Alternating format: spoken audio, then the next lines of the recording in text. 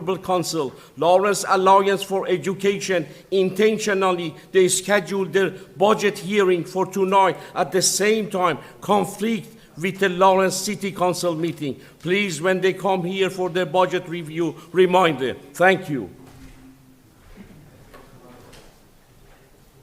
The next person we have is Rich Russell, Councilor Russell.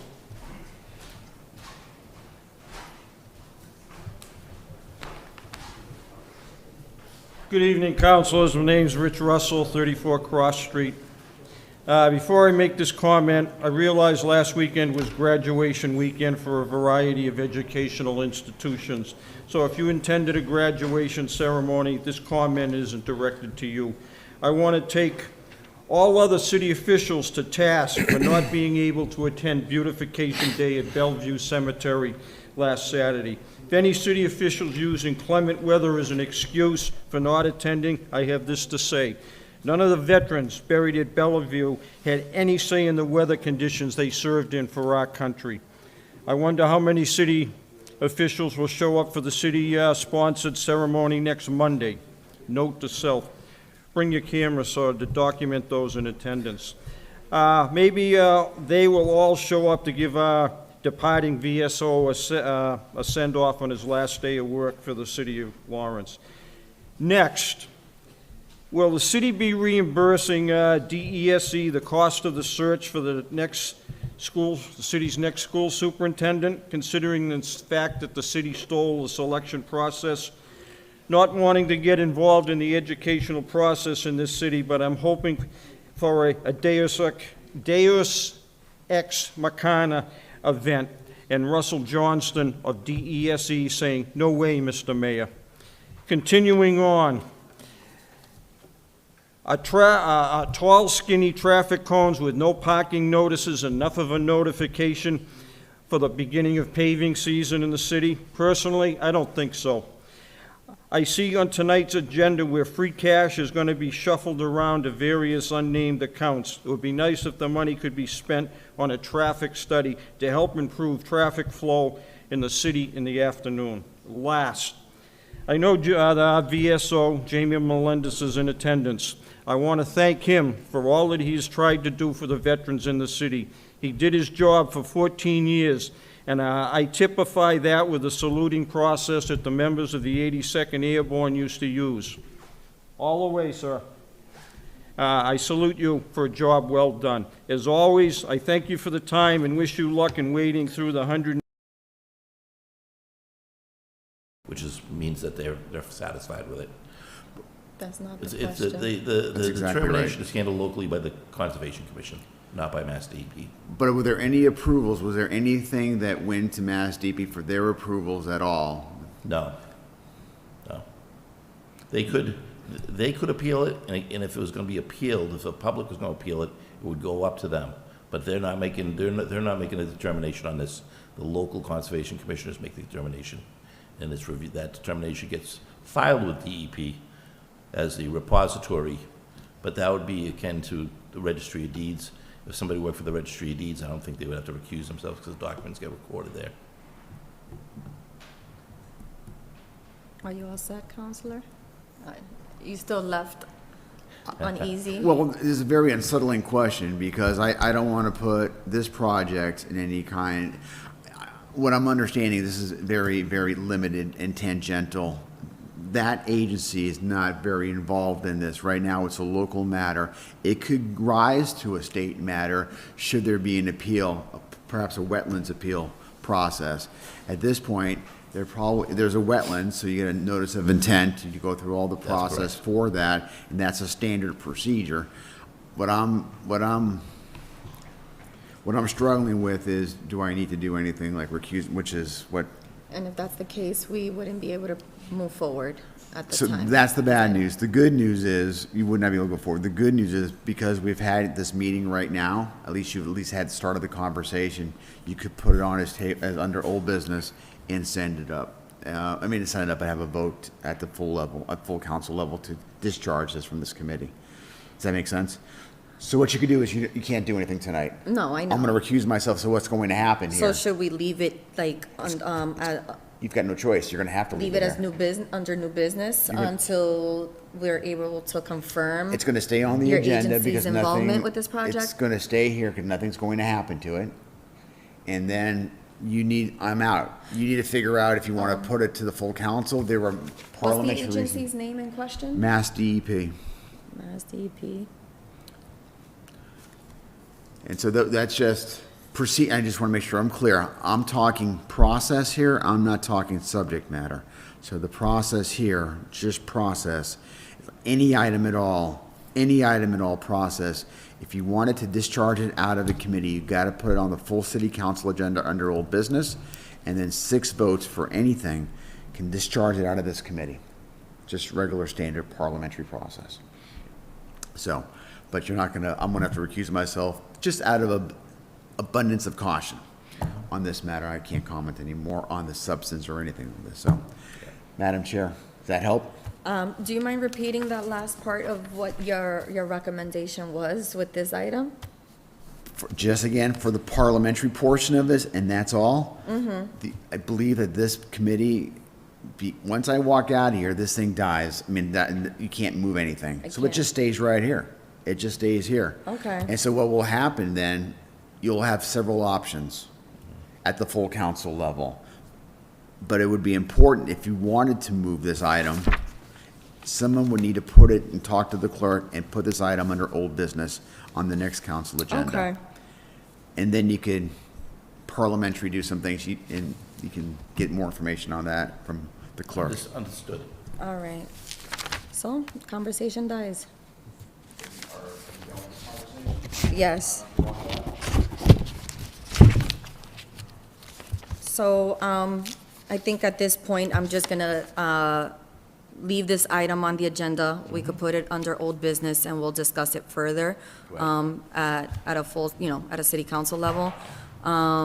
So if there's anything additional, like any additional information that we can get to confirm, Mass DEP's involvement with this project in order to gain some clarity, then we could discuss this Yeah, at a later point in time. That would be on me. It'll be on you. Okay. All right. All right. Okay.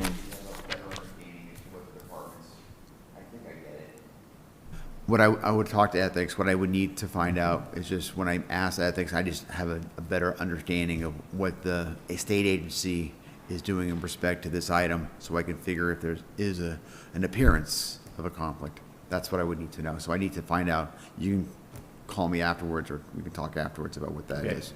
That's fine. All right. All right. We didn't request for somebody for the company coming to explain. No, because we just need to confirm Mass DEP's involvement or lack thereof, just to make sure that, he's able to speak on this issue. So, at this point, I'm looking for a recommendation to adjourn. Or is there another recommend? There's not, unless there's another, is there another item that we need to discuss? No? And you have no further questions? No, at this point, I don't even think we could discuss. Oh, could discuss it with 2 people? No, there's no Can't do quorum. anything. I don't have quorum. Oh, 2 out of 4, yeah. Yeah, so I'm looking a recommendation to adjourn. Second. Okay, all those in favor say aye. Aye. And the ayes have it.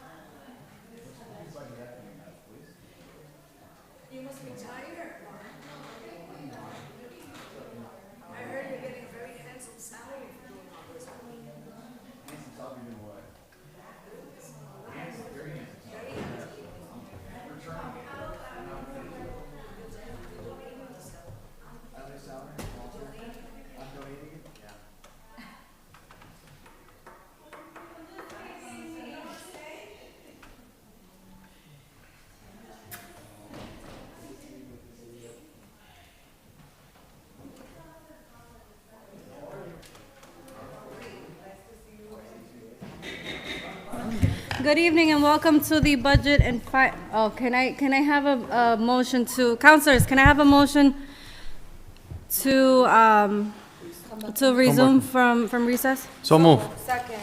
Motion has been made by Council President, seconded by Councilor Marmo. Good evening and welcome to part 3 of the budget hearing. Today is Thursday, May 30th. It is now 7:09. Members, council members here in the chambers, we have to my right, the Vice Chair, Councilor Vivian Marmo, and Council President Giovanni Rodriguez. To my left, Councilor Wendy Luzon. And I know we're just beginning recess, but I know we're a recess, but I'm gonna read this again. Pursuant to Chapter 20 of the Acts of 2022, this meeting of the Budget and Finance Committee is being conducted both in person and via remote participation. A reminder that persons who would like to listen or view this meeting while in progress may either attend here in the City Council chamber or use our Facebook, that is finally now working, and our YouTube page. At this point, can you please join me in the Pledge of Allegiance?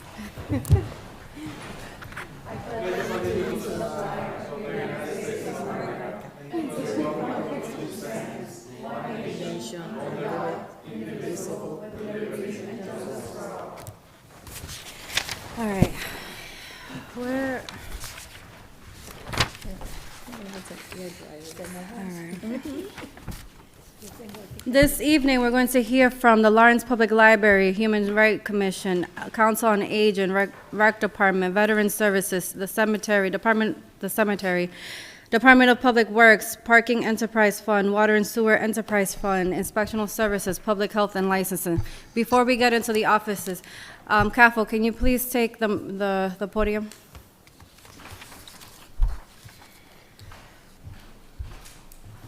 Good evening. Good evening.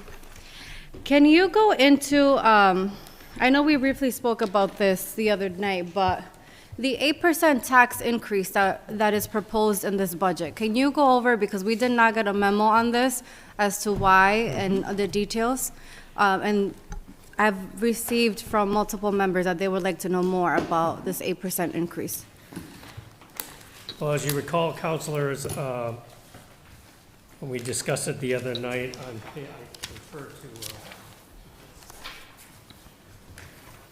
refer you to page, and get the page in the budget book.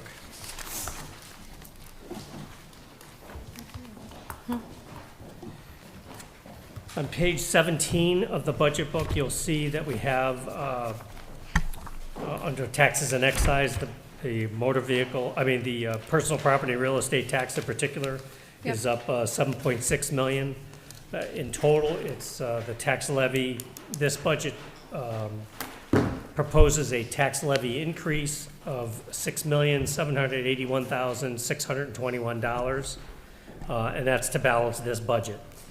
We're still using $5 million from free cash to balance this budget, but that's the $5 million for free cash is related to the debt service on the 2 schools and the police station. So the 8% increase that you're referring to,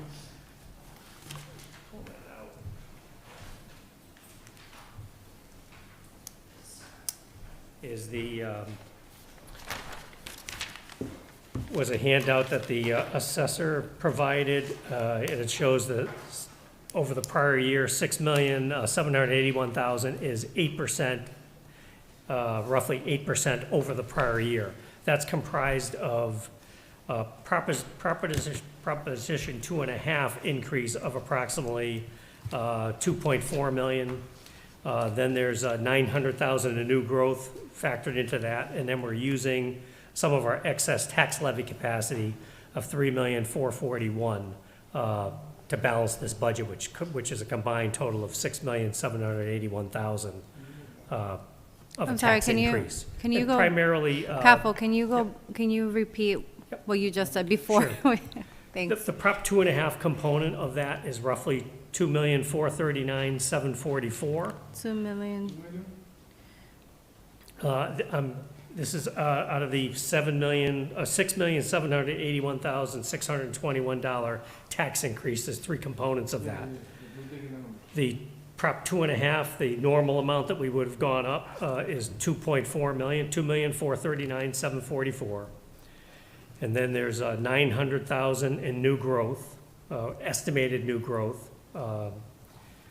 Last year, we had 1.4 million in new growth, but because of the, we don't anticipate, there's not a lot of building, the assessors estimate 900,000 for the upcoming year, so that's included in this budget. And then we're using some of the, we had a 13 million excess tax levy capacity. We're gonna use 3,441,877 of that excess tax levy capacity. So it'll still leave us with 9.7 million in excess tax levy capacity going forward. And just for viewers and for the counselors, since 2000, we started accumulating, not going up the full tax amount, pretty much in 2015 is the first year we started. We didn't go up the full 2.5, and we put in, we did not tax 1.47 million in FY15. And then in FY16, it was another, in FY16, we did go up to the capacity. In FY17, we added another 400,000 to that layer, so we ended up with 1.9 million, and so on up till the present day.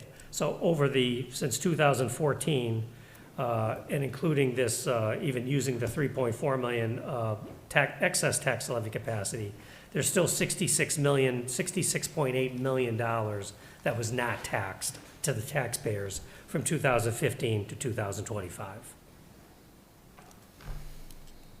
That was a lot in a mouthful, but.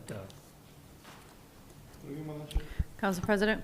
Can you go over the actual percentage that went up since 2014?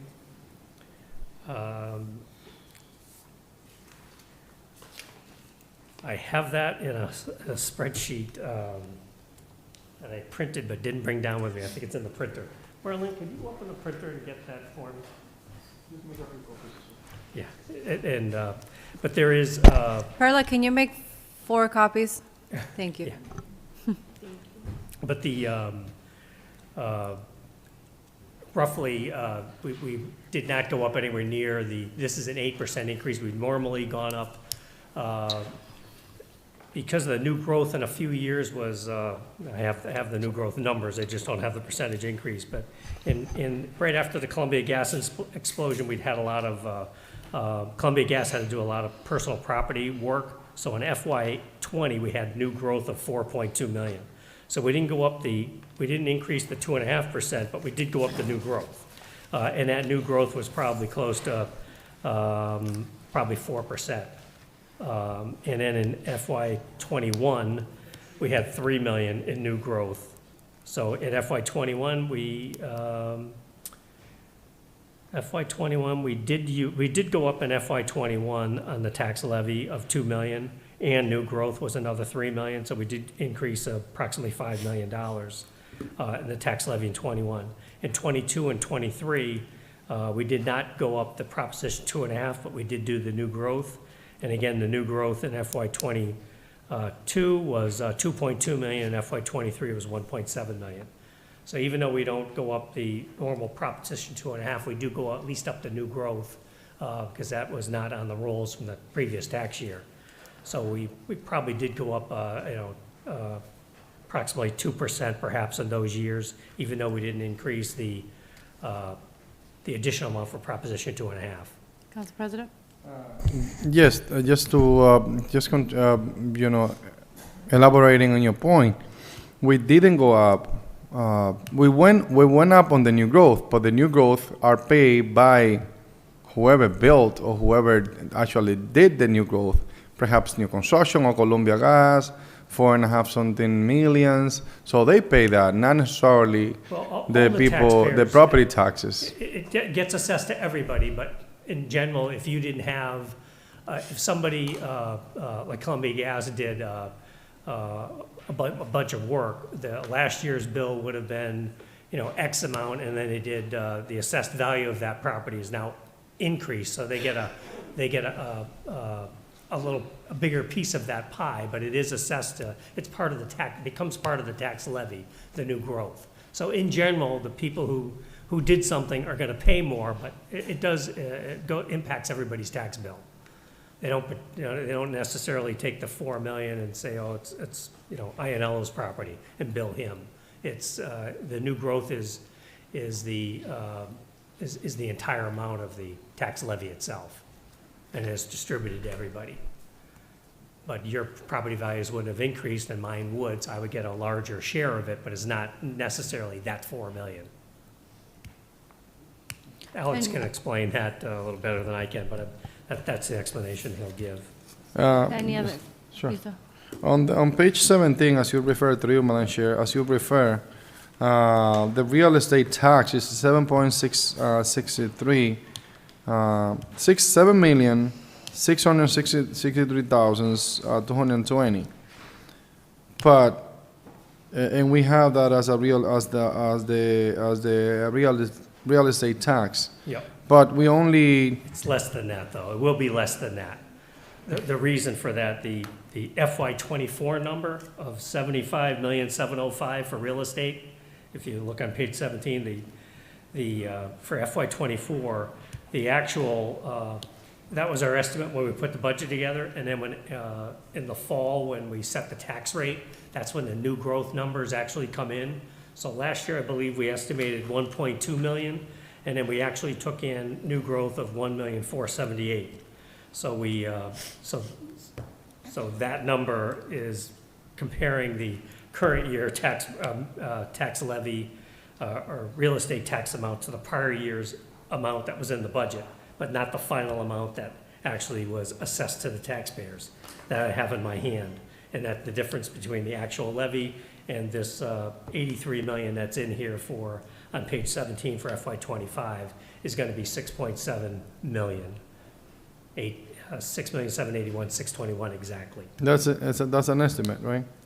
That's the, based on this budget, that's an estimate, because the new growth is just an estimate of 900. If it comes in a little higher, that tax bill will go down a little bit.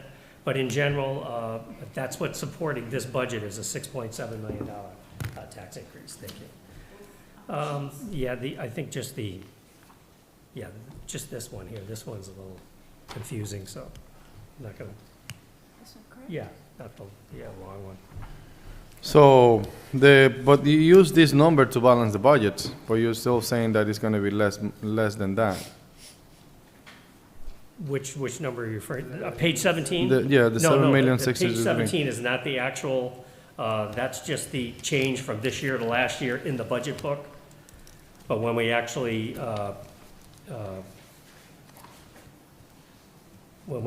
do the tax calculation in the fall, the estimate it will go up is 6,781,000. That's gonna be the combined total of the real estate tax. When we receive this table here, assuming that we're gonna increase the amount of 6,781,621, we are assuming that, single-family properties are gonna be seeing a tax difference in average of about $300, and condominiums $167. Two families $410, and three families about $481. Commercial and industrials anywhere between $1,000 to $3,000. But that's assuming that we're gonna vote in November a factor of 175. Yeah. So this table is basically very, as an assumption. Everything's an assumption. This is a budget. We assume new growth of 900. If new growth comes in at 0, we may have to come back and cut the budget, or we have to come back to the council, appropriate another 900,000 to balance this budget. The tax recap, before we can send out tax bills, the Department of Revenue checks our work and makes sure that the budget that we have balances to the revenues that are coming in. And that's part of the whole tax recap process. Taxes comprise, you can see from our budget total here of roughly $438 million. The tax levy is proposed for this year of 91 million. So there's 300 and something million of other revenues that support this budget. All estimates, I mean, the cherry sheet estimate is an estimate. We prepare this budget based on the governor's proposal of the cherry sheet. It changed slightly with House Ways and Means, and the Senate version recently came out with another very slight changes, so materially it's correct. But until the governor or the legislature passes the budget sometime, hopefully, usually it's been in July, they don't do it before June 30th. But in July, if they cut state aid, we'd have to come back and either cut the budget, or I've got whatever that shortfall is, we have to make up with other estimated revenue before we can send out these tax bills. All that math gets checked and everything is, in the fall, everything changes, because that's when we have the final numbers. The assessors have the final assessment of everybody's property. The new growth will then be certified by the state. I use the assessor's estimate of 900,000. Hopefully it'll come in a little higher when the actual numbers come in, and that'll help us when we set the tax rate. What is, through you, Madam Chair, what is the current balance of the free cash at this point?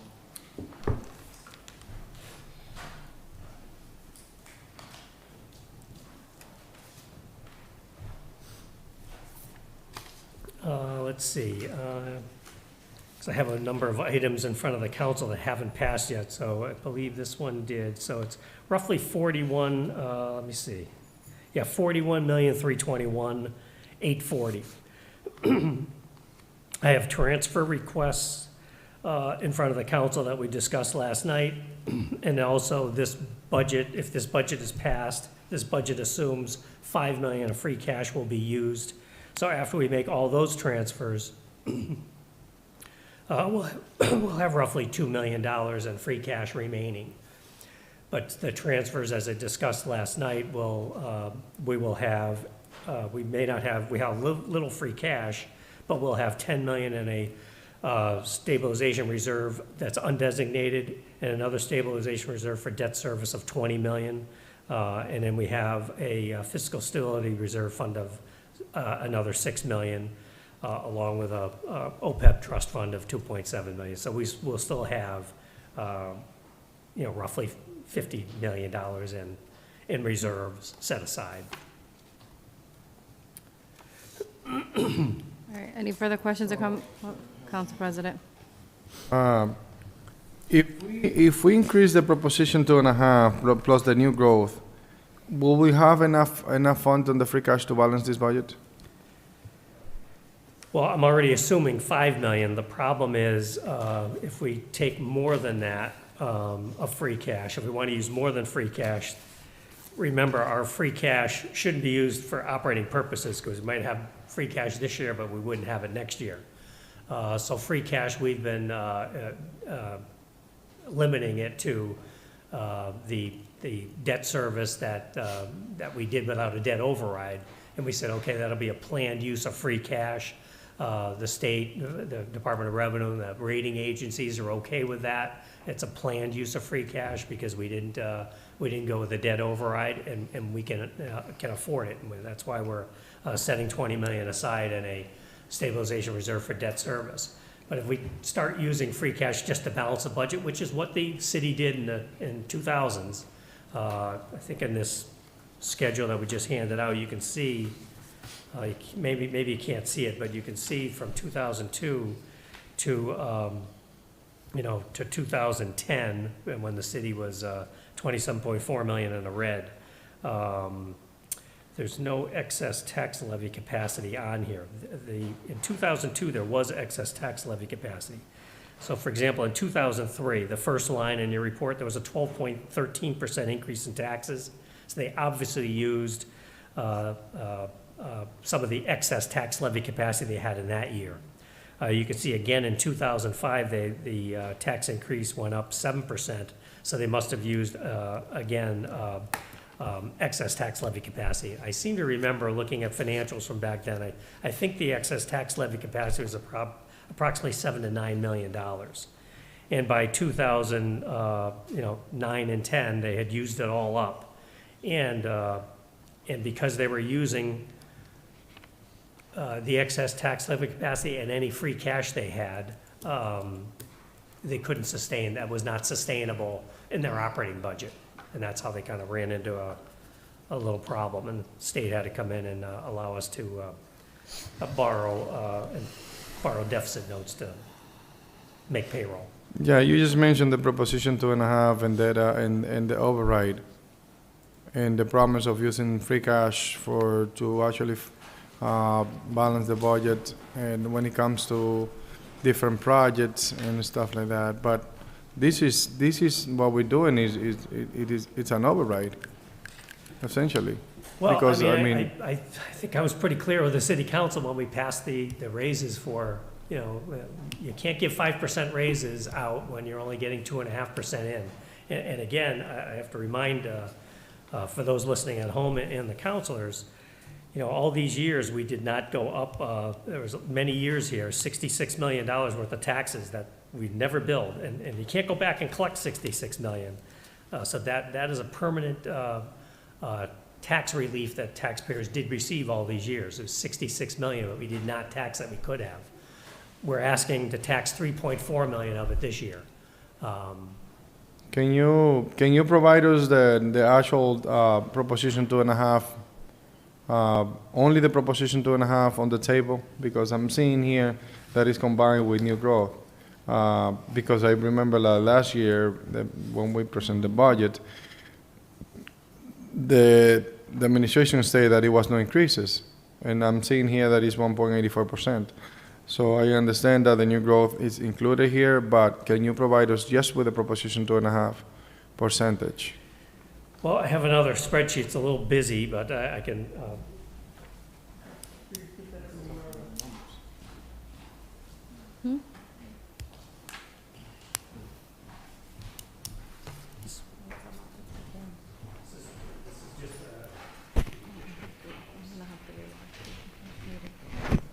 there's just a few additional columns on here, and the Prop 2.5 column is plugged because the new growth and the excess tax levy capacity, I don't have the numbers from 2002 to 2009, so I put the excess tax levy capacity as 0, but I know it probably wasn't.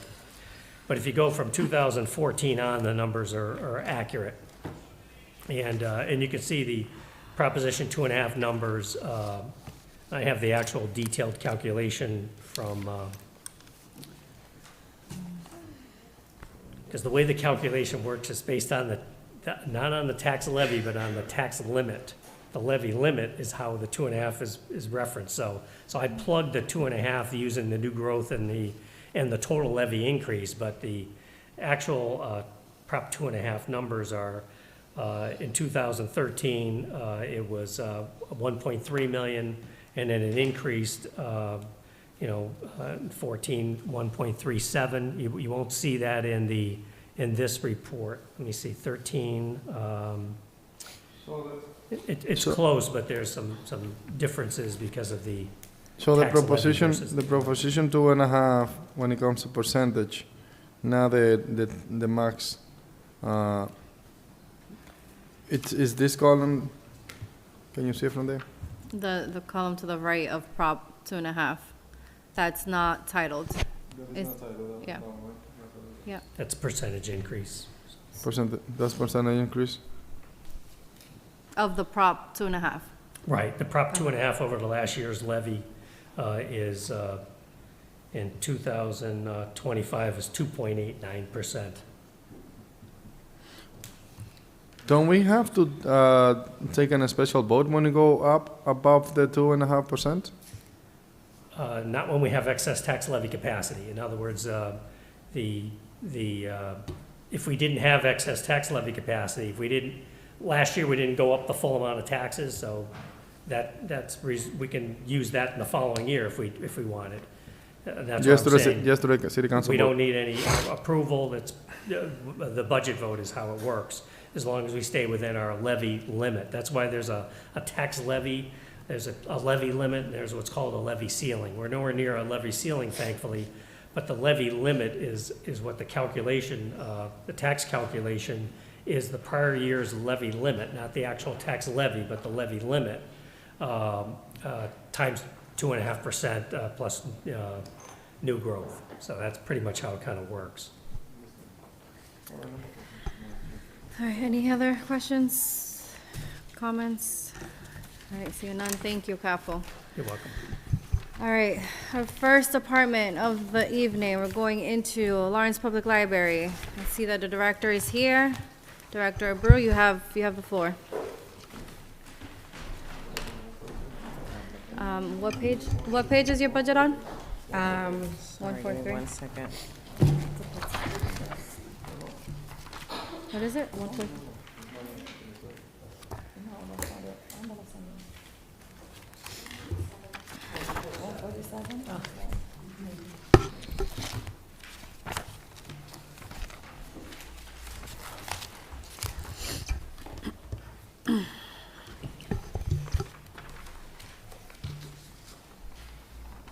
Thank you, council members.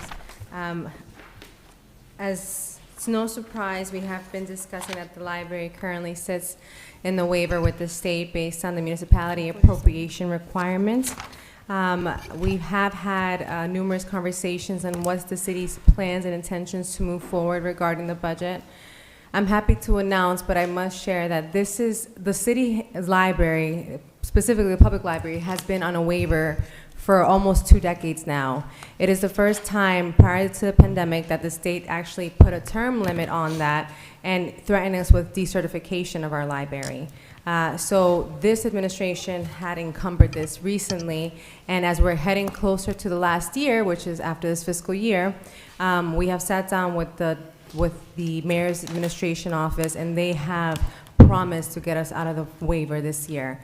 Unfortunately, in front of you, that is not the number that's demonstrated. That number that you have in front of you will not get us out of the waiver. The intentions is to come back before you while we discuss where we should be. The current MAR requirement needed to get out of the waiver is $1,678,371.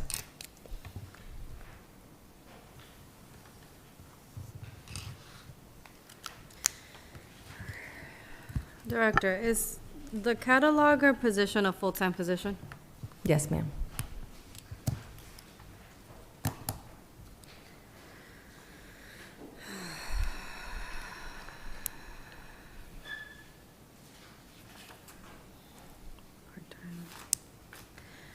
On average, how much does, actually, I can just do the calculation. Councilors, you have any questions, or Council President?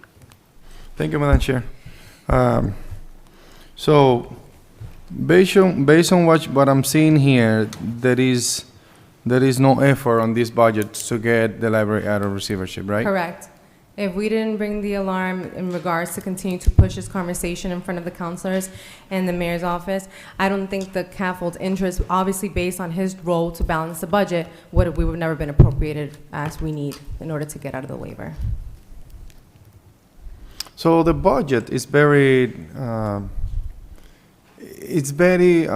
specific, and there is no funds allocated to the side to be able to use it eventually to do a specific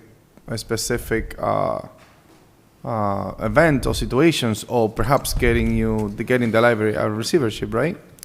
In my understanding, yes, you're correct. Okay. And right now, we're not currently appropriated properly. Whether that's taken out or re-examined out of free cash, I'm not sure. I just know that right now, the budget presented in front of you will not get us out of the waiver, and it's not enough to sustain a library that right now, I can share with you, has increased 10% in foot traffic. So we went to now serving almost 75,000 people. So the idea that you wouldn't be existing without a certification and having that foot traffic decrease tremendously is what's threatened today. All right, and then why I hear you saying that this budget was going to help the library? And The you say budget- that 2 days ago when I was driving to my job, and I hear you out. Yes, the budget that's promised after the meeting with the mayor's office, well, we were going to adjust it, but the book was already printed when the mayor had announced publicly that he will be getting us out of the waiver. So what the intention is to come before you again with an actual revised appropriation for the library to get us to the 1.678 mark. It is very troubling to me that you went to a radio station and informed the public that this budget was going to help to get the library out of receivership. And you refer, give me 1 minute, Yes, sir. and you refer to a specific amount of dollars that is reflected on this budget. And you use the amount of $29 million that is on page, I believe 17 of the budget, referring to and informing the public that that money was going to help the library. No, And sir. And I'm no, gonna give me co- 1 minute. I still have the floor. That money was going to help the library, of this budget was going to help the library to stay out of receivership. And that is not what you just said a minute ago, because it's not stipulated on that. And that's misinforming. Okay, Council President, Director? Thank you. Giovanni, I think you need Council to go. President. Thank you, Council President. I think you need to go revisit what you were misinformed in. I referred to the 29 million after a question was proposed as how much of an increase was added to this budget compared to fiscal year 24. And I said on the Lawrence website, the budget is public. So you can see that there was an increase, the physical year from 24 of 29 million, not referring anything in reference to the library. The question asked was, what was the increase for the whole budget for year 2024 compared to what we're requesting for fiscal year 25? And I answered, on the first page, you'll see that it's 29 million. That was it, not referring to the budget of the library. What I did state in that radio interview was that this administration has promised to get us out of the waiver for fiscal year 25. That I did state. But actually, the budget itself is not reflecting that. So I was listening to it, and I was very happy to hear that the budget, because we didn't have the opportunity to get to the library's portion of it when you were saying that on Wednesday. And today, when I was looking at the budget, it actually not hoping. So we were talking about 8% increasement on taxes. Or you guys were referring that not a percentage, but an amount of dollars was going to be increasing people's taxes. And the reason why was because we need to have a safer city. And also you were there as part of the interview and stated that the library was going to be taken out of receivership. That's very troubling, because I was expecting and hoping to see that money that we discussed previously, the $1.6 million was going to be here. So next time that you get invited to talk about the library and talk about receivership and then talk about the budget, I think that you need to kind of cross-match the what's stated there, because I hear what I hear, and I'm seeing otherwise here. So, and trust me, it was very troubling to me when I hear that, and then not seeing it here, and people pretending and thinking that the increasement that they're going to get on the tax bills, it was going to help the library to stay open. And so far, that's not the case. Council President, if may I know you said you hear what you heard, and I said what I said. Anything that was regarding the budget was referred to specifically with the Chief of Staff, where he discussed anything regarding the street safety, and the increase would help with the fire and the police.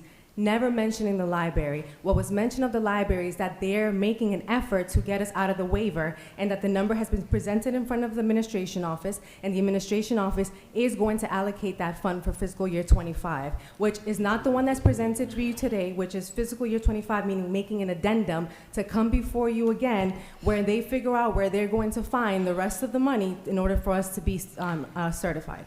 and Director, maintain certification. did the administration give a timeline or an estimate on when, if there is an amendment, of when we should be expected to see this? Thank you. I just want to point out that. And if library's this was- not in receivership, just so you know, there's a way, they're requesting a waiver, but they're not in receivership, they're in good shape. But the roughly 268,000 debt amendment is what we need to do. It'll be after July 1. We'll come back in, assuming this budget passes as is, we'll come back in to the council and ask for a transfer from available funds, or if we can wait until the fall, maybe new growth will come in a couple $100,000 higher, and we'll be able to come back to the council to appropriate an additional 268 to get them out of the waiver.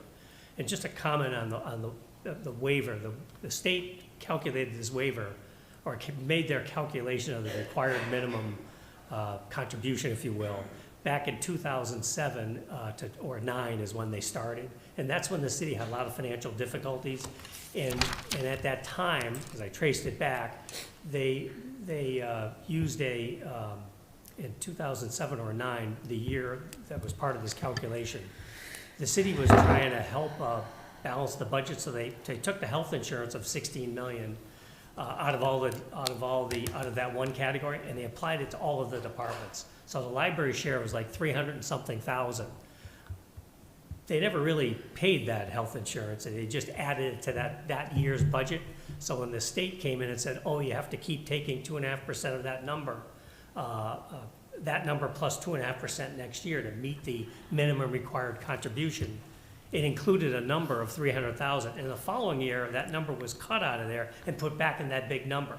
So unfortunately, the way the state did this before we all got here, there's no way we're ever going to meet the waiver because of that small fact. But we've been chipping away at this minimum contribution the last several years. I thought we had enough to get in there, but there's a miscommunication as to what the required amount was.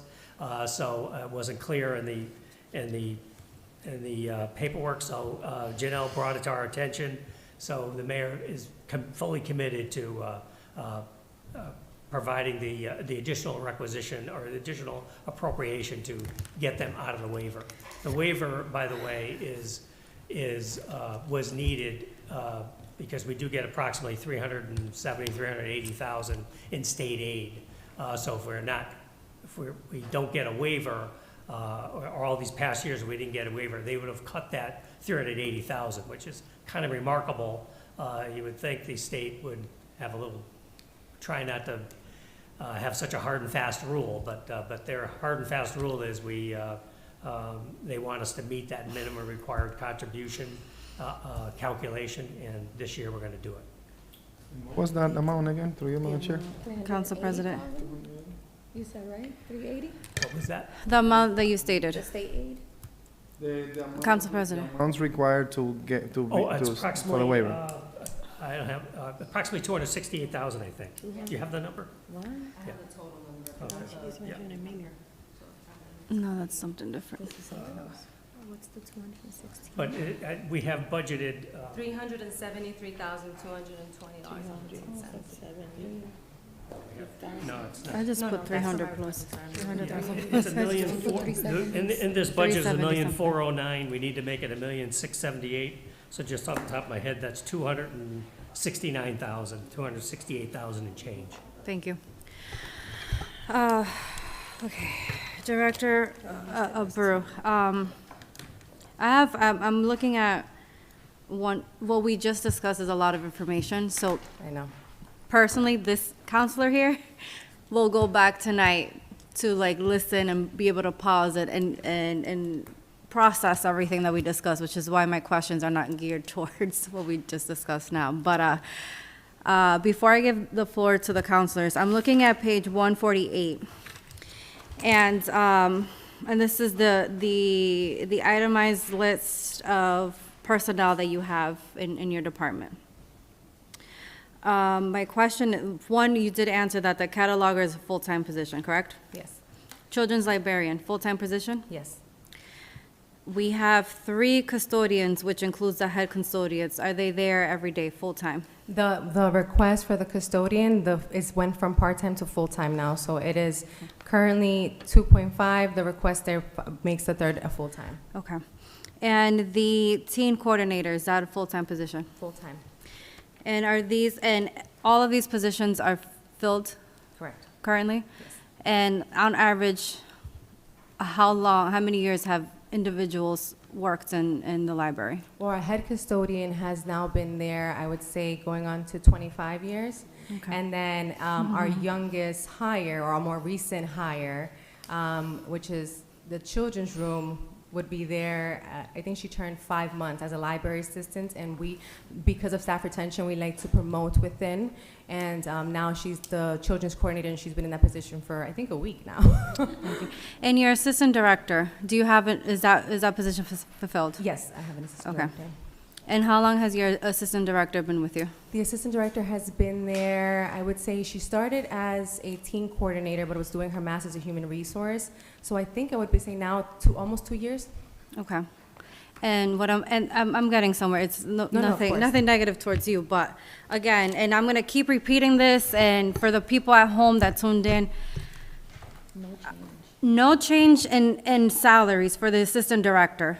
$75,000, yet we have a budget that has new positions and they're already suggesting salary increase. We have a custodian, a head custodian, whose salary is only being increased by 4,000 something to an overall salary of 51,169, who's been with the city for 25 years. And yet we're adding positions, adding increases for people that are either less than a week or I said this last night, or pretend to do their jobs, and we're giving them $100,000 plus. I am so frustrated. I know it's not, because I know we have some people from the mayor's office. The CAFL has heard me say this, has heard myself and the vice chair say this multiple times. Like, this budget is ridiculous. Is ridiculous. I Is hope there that- anything else that you would like to say about the library? No, I just hope that the work that you see that the library is doing demonstrates the need and the necessity for attention, and that I hope that the leadership that you do see in it is reflective of the vision that I understand you're sharing now and what we would hope to be. Thank you. Councilors, any questions or comments for the library director? I have a question. I don't Councilor know. Marmol. I'm not sure if it should be directed to the director. Through you, Madam Chair, I think this is more targeting the CAFL.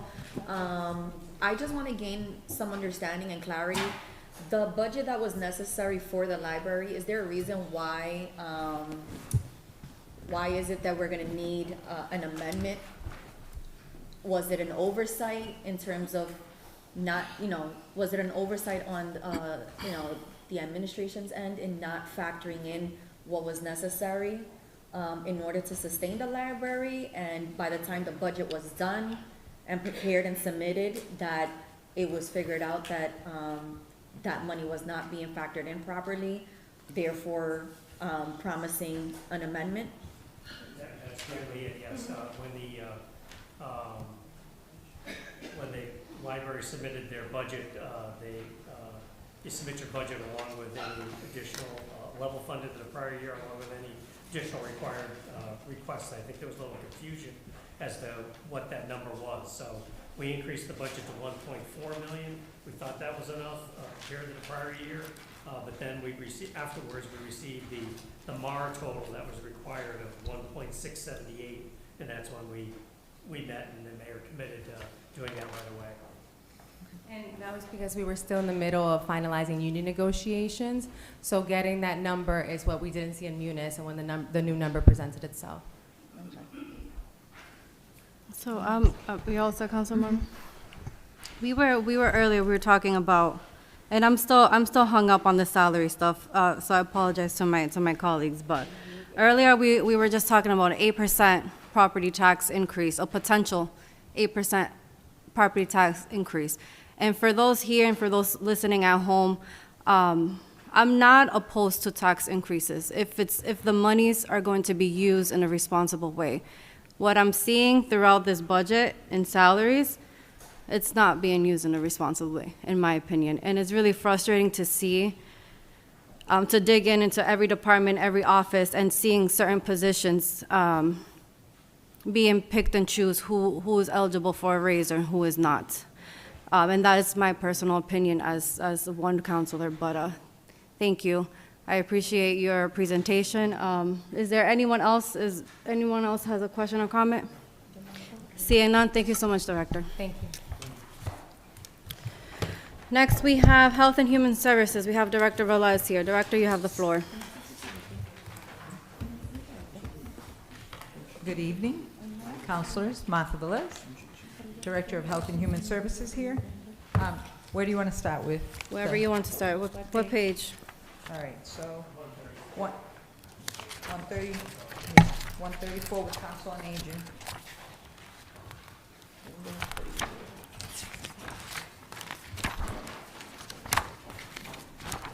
What was the page? 134. 134. So we're starting off with the Council on Aging. Yes. Starts at 134. It actually starts at 133 where it has the full budget. So we were asked to prepare a balanced budget. My budget went up by $900 because after I put in the budget, when I put in the budget, not the CAFL put it in the right way, one of our union members bought back some time, so it gives them the opportunity to get longevity.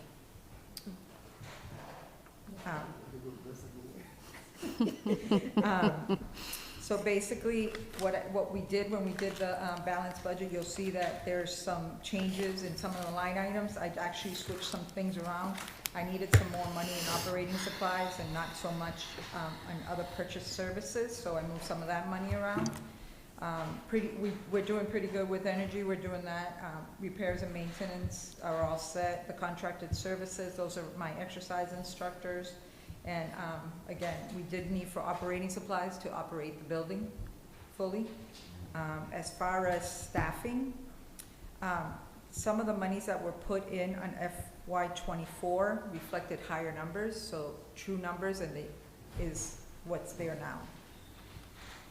Confidential secretary at 65, the coordinator of elder program at 48,744, she was just hired. So they start in the middle range of the pay scale that we have. The program assistants, it went from 5 to 4 because I have 2 full-timers. I took that money and made 2 full-timers, 1 part-timer that is paid by the city, who becomes a full-timer because I pay her from the formula grant, and then 1 part-time at 18 hours a week. And then the maintenance coordinator, who is a young gentleman that has actually worked with us from high school with COVID, and we hired him to be the maintenance coordinator.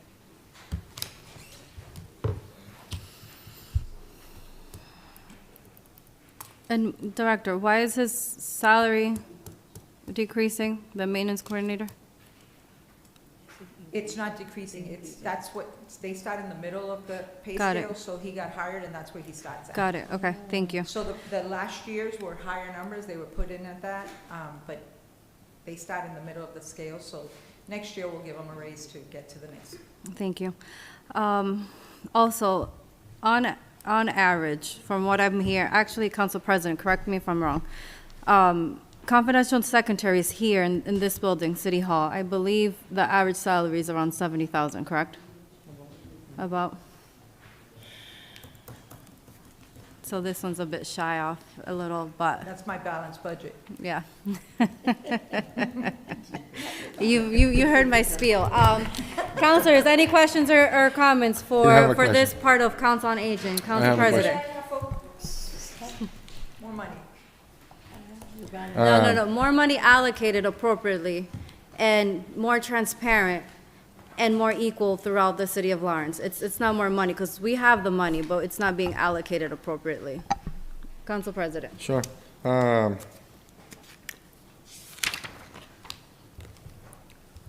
Director, when we look at the positions, program assistants, everybody make the same amount or people make different amount? So here, yes, because they're all like new people. The program assistants that are there are all 4 people that were hired. Where difference, so we can focus on that, on what budget?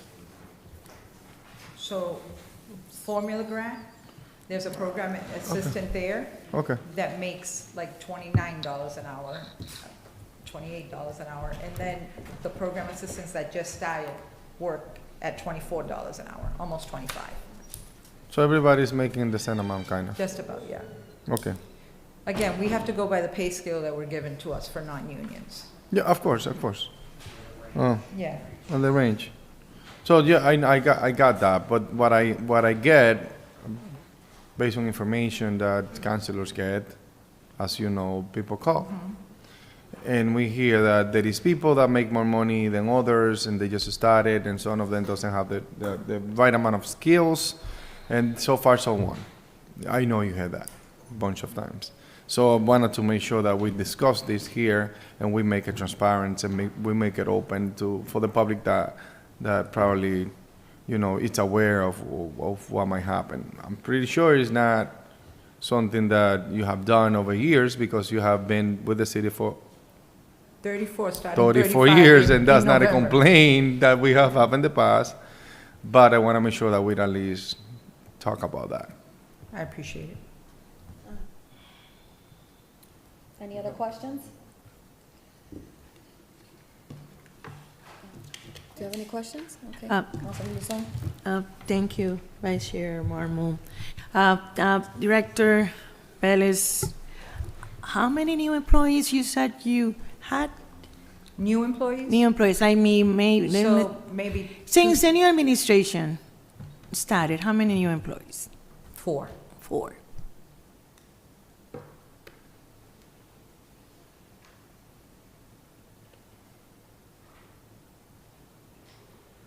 Anything else?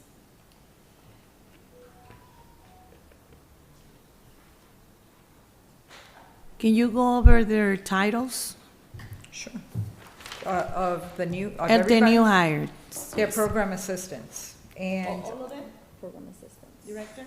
program assistants in this budget, and then there's one person, the one person that is part-time through the city is a program assistant, and then gets paid full-time from the formula grant. So half of the money comes from, 18 hours comes from the city, and 17 hours comes from the formula grant.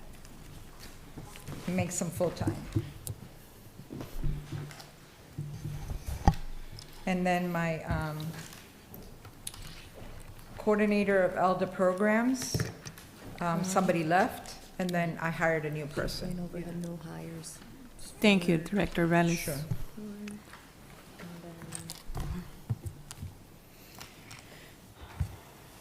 Director, do we still have the council, is it a council on agent commission or committee?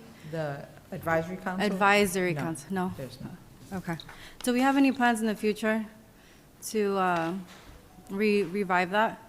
That gets appointed by the mayor, yes. Got it. Okay, thank you. We can continue to the next budget. Okay.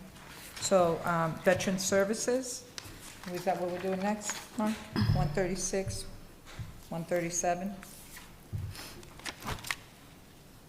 So, as you all know, Veteran Services Director Melendez has left.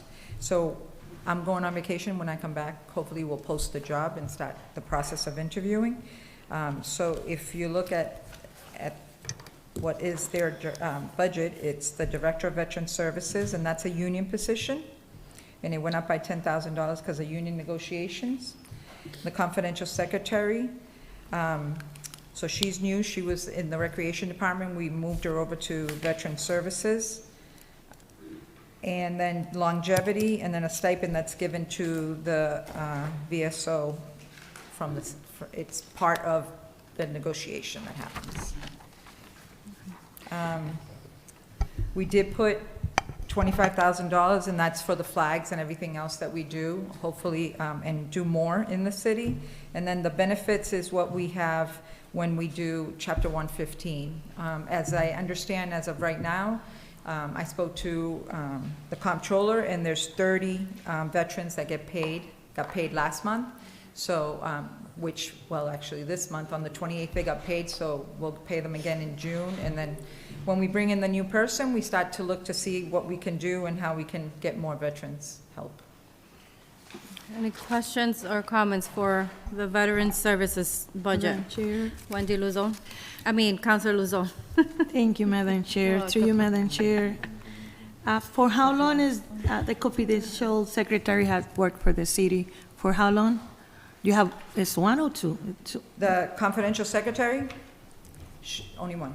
For Here how at- long? At Veteran Services. Yes. She worked for the Recreation Department 13 years, I believe, and she's been here like almost a year. So 14 maybe? 14 years. So let the community know that a person that has been working for the city for 14 years is making 56,000, because you asked for an increase, a well-deserved increase. When others, personal secretaries are making a lot more, the double. So just I just want the community to be aware of that, especially the secretaries from the mayor's office. Okay, any other questions or comments? Seeing none, Director, Council President. Just a quick advice. How are we gonna handle the veteran services while we waiting for rehire or hire the previous person or the new person? So I will be meeting tomorrow with the confidential secretary, Nelsa Caravello. I also reached out to the Wilmington VSO and the North Andover VSO. My understanding, and I'm reaching out to the state, and I actually reached out to Francisco Ureña, who used to be in charge of Veterans Affairs. I reached out to them, and my understanding is a VSO from another city can help us, or town can help us to process the Chapter 115 while we get this in process. My main goal is that no veteran not be paid. So I'm gonna meet with them and call everybody tomorrow before I go on vacation to make sure that everything's in place. And then, again, we post the job, and then we go through through the interview process. Just through you, Madam Chair. So the position that it's gonna be posted, you say that it's gonna be posted after the fact, after you come back? No. Or it's It'll gonna- start yeah, okay. I'll start the process, so. But it has to be posted for 10 days, right? Unless we put And, an interim. Now that you mentioned that the person that was there is no longer there, there wasn't a specific reason as to why the person left? No, I mean, he gave the mayor, he met with the mayor. I don't feel comfortable to speak about that. I think that's personal. Yeah, that's Understood. that's I personal matter. understand. Yeah. I understand. Yeah. Not in Yeah. public, I got you, Yeah. I got it. Well, I hope that we can have a good, solid plan for this department, because it could become an issue for others if we don't get on top of it. 100% agree. And I will do my diligent job to make sure that nobody falls through the cracks. Thank you. And I think, I think the process of finding a new director will be very smooth. From what I've learned from Director Owens, our new HR director, he's an incredible person so far. So hopefully, what he brings to the table will make it a very smooth transition for you and this department. That is And I very also want much to so. mention that because he has an employee that had worked in the Veteran Services, I went and met with him also and asked him if she can come down and help us during the transition. So, and he agreed to it. So I think we'll be fine. awesome. Any last question, Councilor Luzon? Just a suggestion, because we had never had a woman directing the veterans service in Lawrence. Hopefully, if maybe you can target I also. will advocate for the best person to be hired. I will hope- definitely hire, and I'm all about women's rights, but Women. we have to hire the right person with the Thank right you, heart and the Director.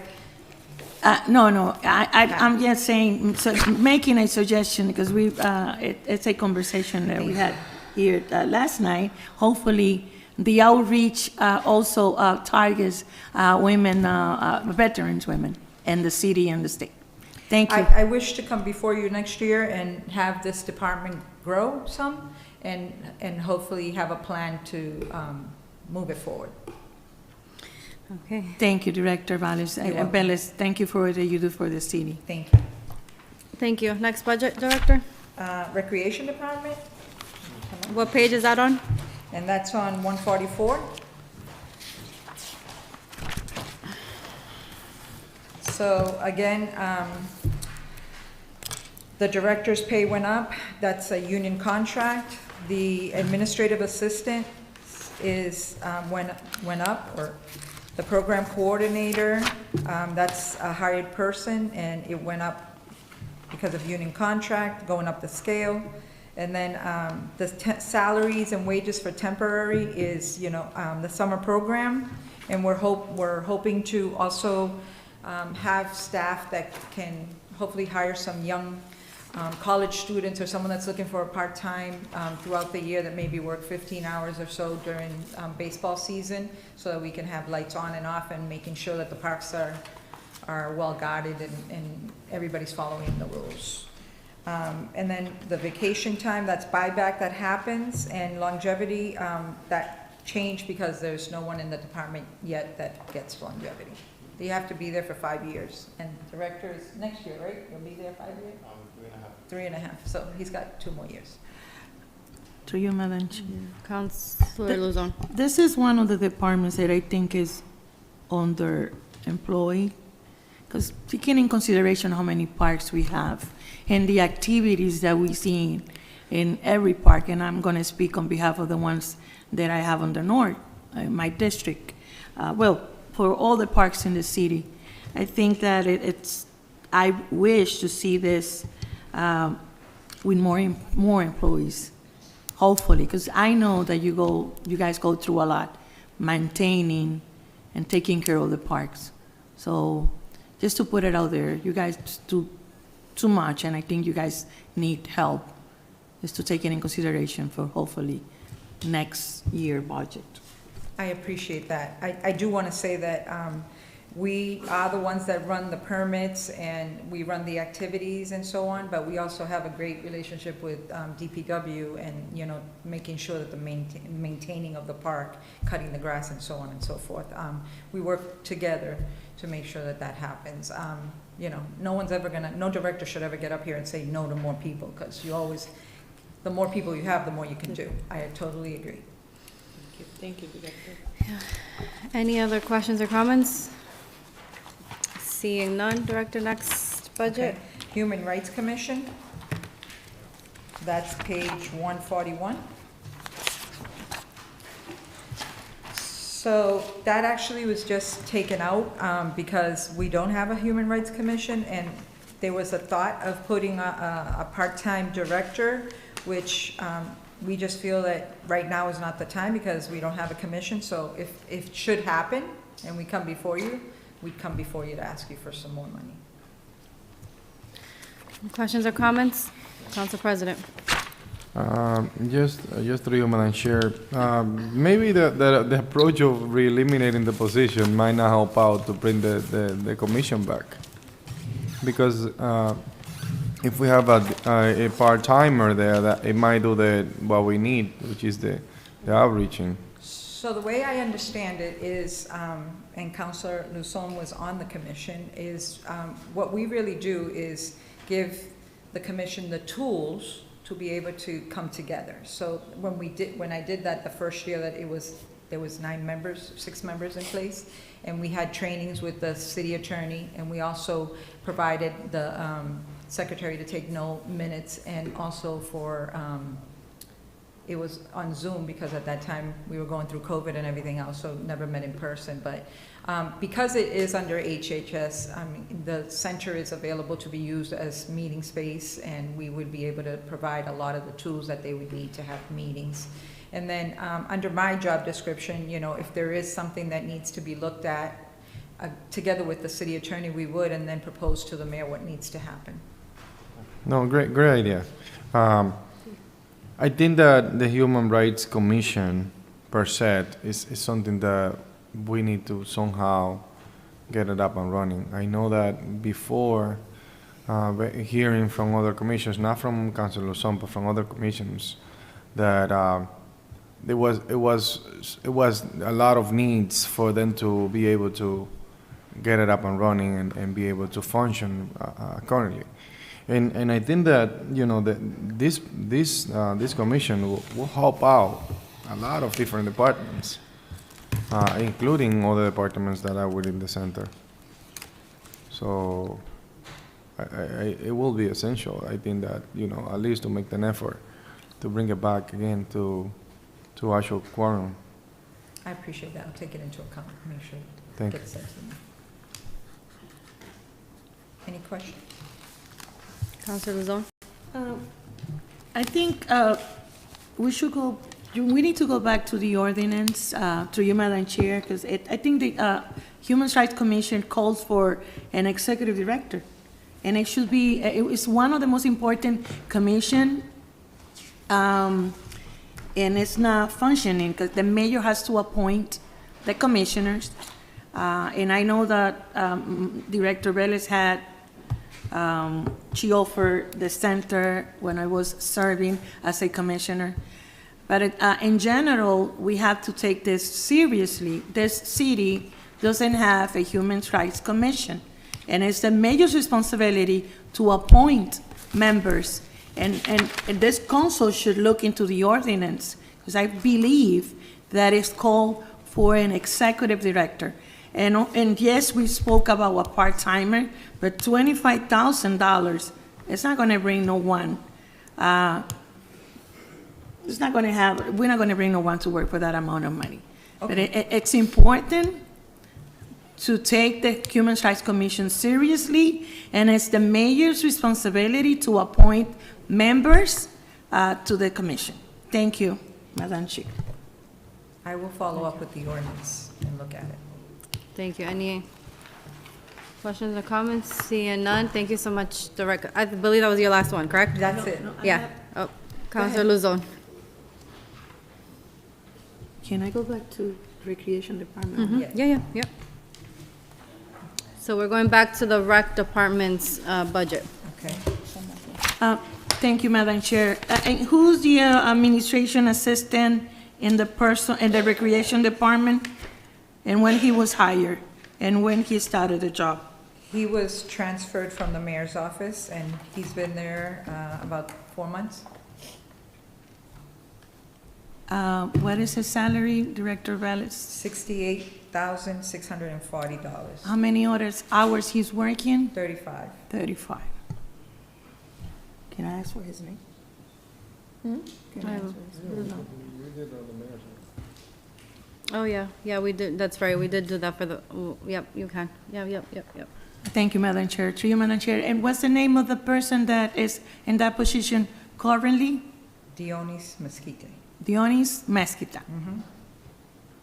A new hire sent to the Recreation Department by the mayor's office, correct? Yes. Thank you. Was getting a $13,000 plus salary increase.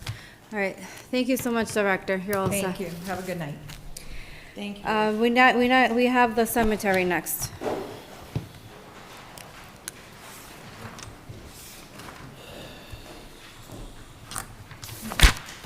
Good evening to the council chamber. Good evening, Director. Good. Director, what page are we starting on? I'm sorry? 131. 131. Actually, 130, 131.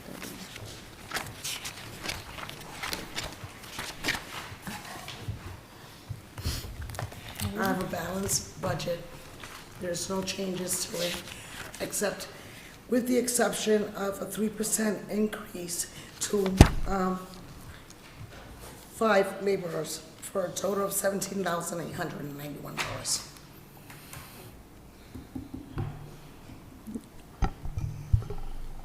Director, is your position a union position? Pardon? Is your position a union position? Actually, to be honest with you, that is a can of worm, but yes, it actually is a union position. is? But I'm not paid as a union. I was hired as non-union. Non-union. But it is a union position. Actually, my title is superintendent. Superintendent, okay. They were supposed to make it non-union, but it never came in front of the city council. Got it, okay.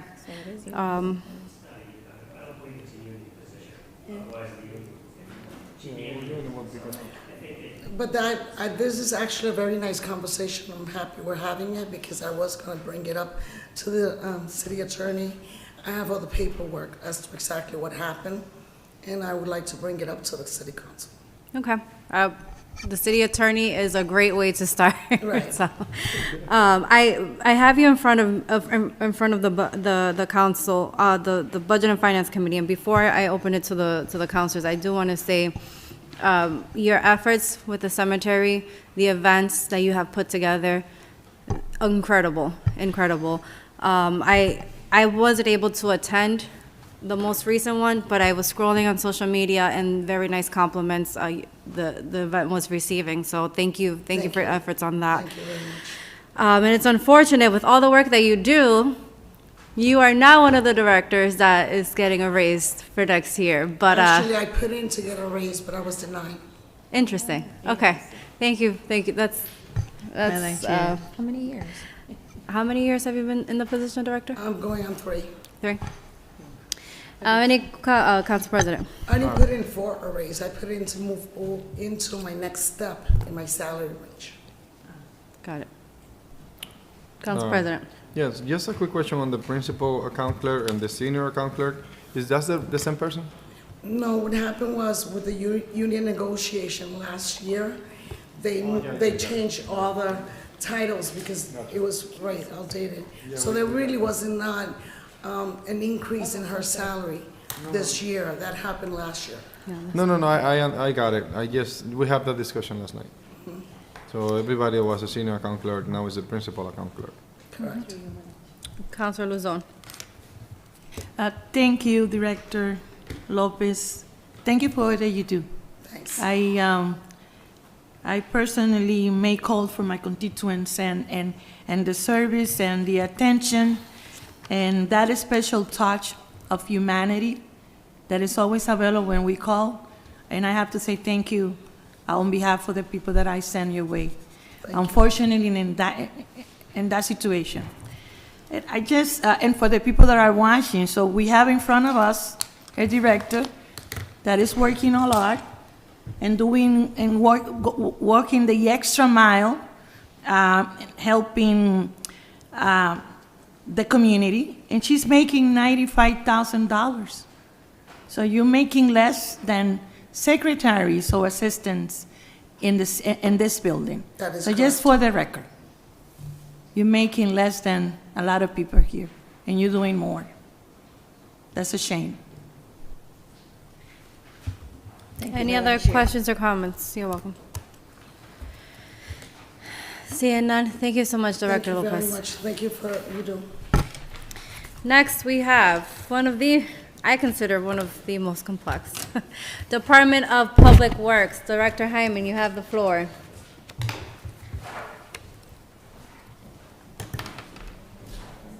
Is the parking enterprise fund under under DPW? That is correct. Okay, I don't remember from last year. You have the, what page? 111. 111? All right. Good evening, councilors. I'm Jorge Hyman, Director of Public Works. I'm honored today to present in front of you our proposed budget for the coming fiscal year 2025. That's gonna be $15,526,089. So there is a few changes that we present in front of you. So Thank you. $870,000 for trash and recycling, collections and disposal.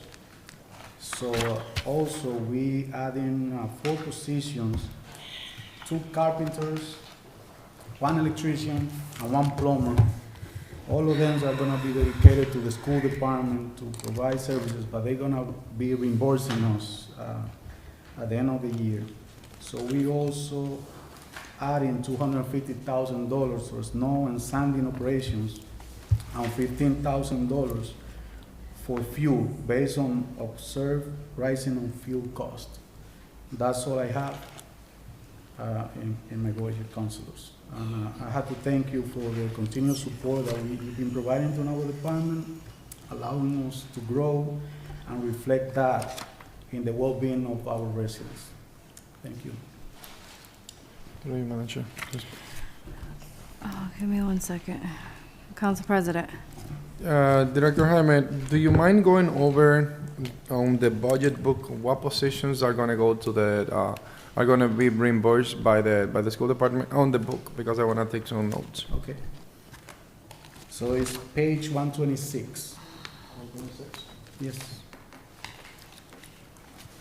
If you see, we adding 2 new carpenters, 1 electrician, and 1 plumber. You know, Council President, hold on. This is what we're gonna do, because you have multiple, you have 1, 2, 3, 4, 5, 6, 7, 8, 9, 10 different budgets here. We're going to start off page 112, DPW, admin and finance. We did that, what was the department that we did this with? First night. With the CAFOS department. So we're gonna go over every office's, department, and then after that, I'll give the councilors a chance to ask questions, and then that's when Council President can get his notes. All right, so first one, DPW, admin and finance. Can you go over that budget, Director? Page 112. So, admin and finance, we adding $153,000 there. That's for contractual and bargaining agreements with the different unions that we work with. Okay. Councilors, any questions on this one, on this budget? Council President? Council President? Also, a new position you're adding on this one. So we are not adding a new position on that line item, so we moved that position from the parking funds to the admin line item. So we are not adding any new position under admin and finance. So let me take some notes. So the deputy DPW director of $95,000 was moved from the parking account? That is correct. If you go to page 112, you're gonna find that we funded that position under.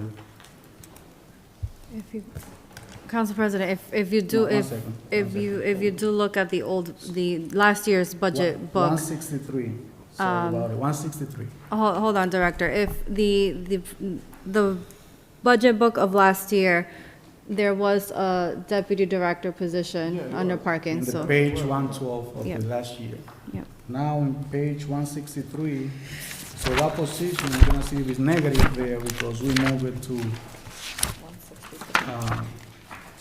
admin and finance.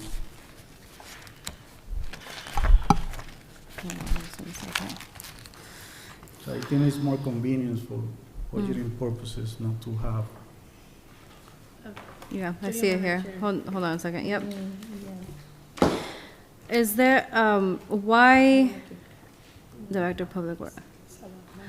Oh, it's still, never mind, I just answered my own question. Counselor Luzon.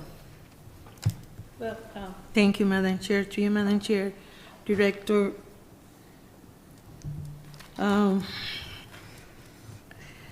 So you have 2 new deputy directors under. We hired 2. You hired, 2 new. They're getting paid and all that. 2 deputy directors, but they were budgeted. None of your directors have any experience, any engineering degrees. Is that correct? That's right. Yeah. No And how? Right, engineering experience. The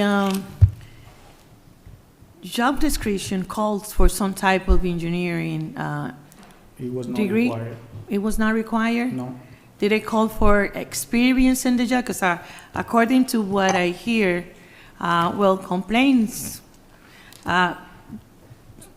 your deputy directors don't have any experience on DPW work. That's what I'm getting. Yeah, I think they have a lot of experience. They need to be evaluated for you. And I think we posted for like 20 days. We extended time and just 3 people applied for the position. Even we advertised that. We sent multiple emails trying to attract people to that position. And I'm saying twice, we posted twice and we just attract 3 applicants to that position. From the inside, from the applicants Inside that and are already outside. working on Yes. the DPW. That's correct. One of them was there only for 8 months. What experience can this person have? So, Or you hire because there was no other candidates? I think those persons that are gonna be in front of you, you have to evaluate them. I cannot call them that they don't have the experience. They are already in the department and they're showing a lot of progress, but I can assure you that they're gonna have the training and they're gonna be capable to easily, take those positions up. Your salaries are incredible. It's I no mean- different than other DPW No, they are directors. different. They are different. We just had a director making $95,000. The cemetery director is only making $95,000. If I compare that con your deputy new directors, it's a lot of difference. One is actually getting $95,000 in raise. It's No, it, that shows the two, transfer. the two. They're both for 95,000. Well, the 95,000. Okay, good. So There is no raise there, we're just transferring. You transfer. salaries from other division to that.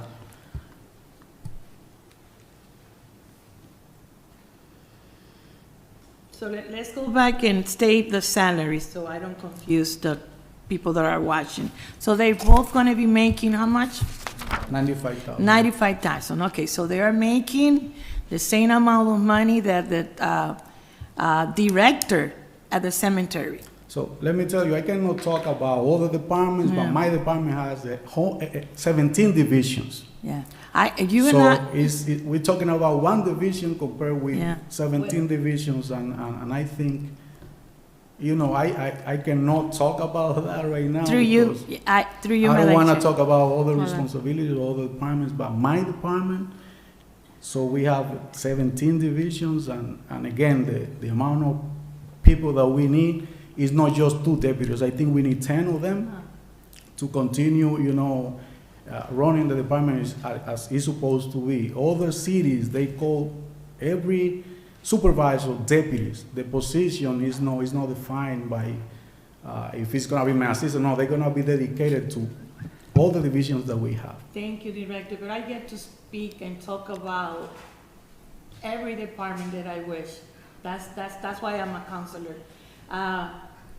Just to put it out there, because I made a wrong comment, so just to explain to the people that are watching, the new deputies, the 2 new deputies director that you hire are making $95,000, which is the same salary that the director of the cemetery is making. That's my point. And let me also say that you do an amazing job. You're always available. You guys are doing a great job in the community. So I need to put that out there too. But I mean, I'm really concerned about these 2 new deputies that you hire. According with the Collins report, they're supposed to make more, so they starting on 95. I think it's fair, because again, they're gonna be, running the department with me. We're talking about 17 divisions again, that we had to, definitely put, our best people to. So 2 people without the proper experience are gonna help you run a department that is so demanding. Counselor, You when I just say st- that, you just say that. I'm just repeating what you Counselor, said. when I started working for DPW, I started with zero experience. And how I'm many years have you I'm not afraid to say that. Zero experience. Thank you for your And I service. never thought that I was gonna be the director of public works. And again, I'm here. I think we had to look for the best people, but if they don't apply, we're not gonna get it. I understand that, Director, but also how many years it took you to get to your position? I'm assuming you accumulated experience, because you do an amazing job. And I'm just sure that saying that the 2 deputies that you hired, they don't have experience that is required to run a department that is this big and that is so demanding. I just wanted to say that. But thank you, Madam Chair. Thank you, Director. Any other comments or questions regarding the DPW admin and finance budget? Council President. Through you, Madam Chair, just for the record that the capital asset project manager is getting a raise, right? That is correct. Yes. Right.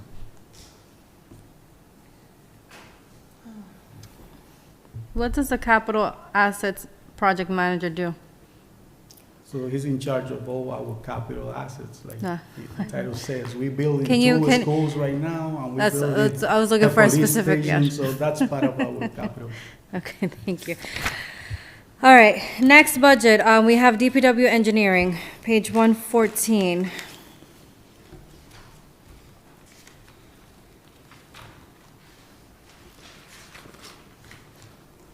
So as you see, there is no changes there, just the contractual and bargaining agreements, $4,888.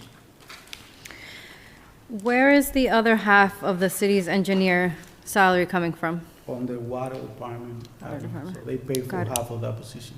Okay. Counselors, any questions on this? Counselor through you- Luzon.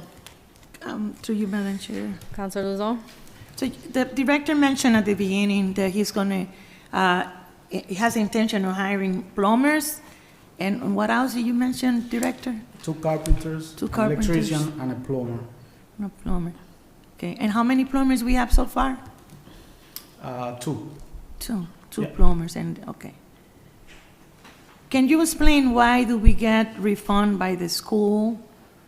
You mentioned that at the beginning, Yeah, just to, the school is, so we have more than 40 buildings that are under our responsibility, so that's, the school, we are responsible to maintain those buildings. So if we keep our plumbers just in the school department, so we're not gonna be able to touch any fire station, we're not gonna be able to touch City Hall or go to our parks that most of them require, the assistance of the plumbers and electricians. and they all have their proper licenses. I'm assuming carpenters, do they need licenses? They don't require They don't license. require. The carpenters, they just require the training. They and- train. Yes, and then the electricians, of course, they need to have the licenses. Electricians and plumbers. Can we double check on that? If, please, if you can submit something on the carpentry licenses, because I'm getting a different side of the story. If you can send something to my email, It's about, again? the licenses for carpenter, Absolutely. please. Through And you- also, if I may, Madam Chair, where can I find in the budget the money that you guys, that is spent on cars, automobiles? And how many automobiles you have in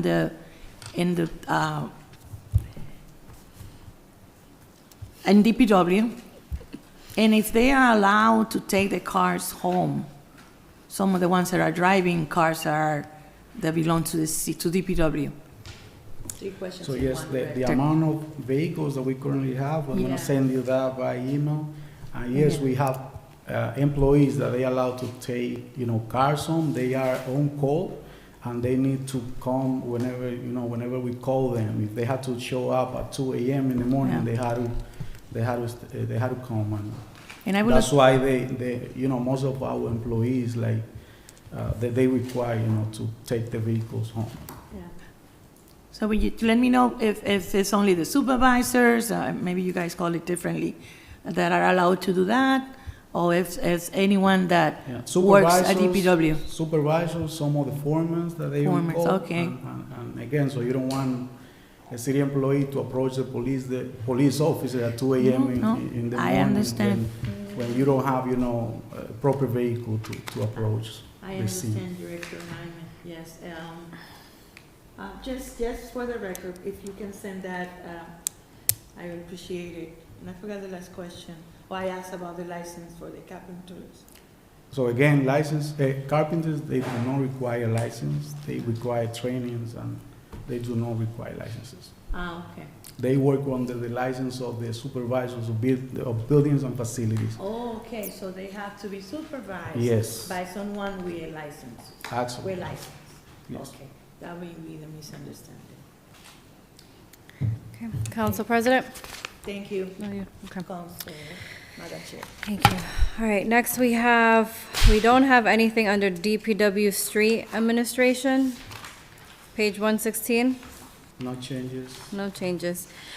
Page 117, DPW Street Operations and Street Maintenance. So again, no changes there, just contractual agreements and revenue agreements. Okay, DPW Sanitation, page 119. Yes, there we have an increase of $750,000 on solid waste disposal and recycling and trash collection, $120,000. Again, those are, the contractual agreements that we have with the company that is in charge of picking up our trash. Have we hired a new recycling coordinator? Not yet, but we are in the process of getting someone. Councilors, any questions or comments? Nope. All right, DPW Park Maintenance, page 121. So again, there is no changes there, just bargaining agreements on contract to the union. All right, page 123, DPW Fleet Maintenance.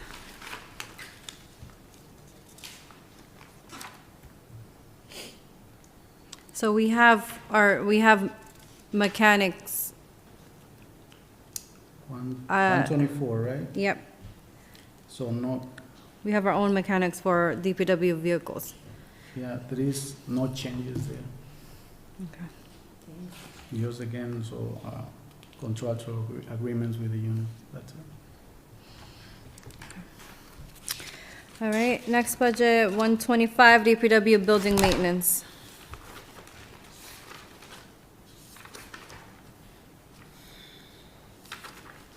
That's, we already went through that, that's buildings and facilities. Again, so those are the two carpenters, the electrician and the plumber that we are proposing to hire.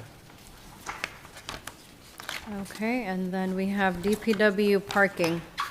I'm sorry, Snow and Sanding. Yes, we adding $250,000 to snow and sanding operations. Again, it's never gonna be enough, but we can not predict what we're gonna get, but at least we put something here in the budget. DPW Parking. Parking Division. No changes there again, no new employees.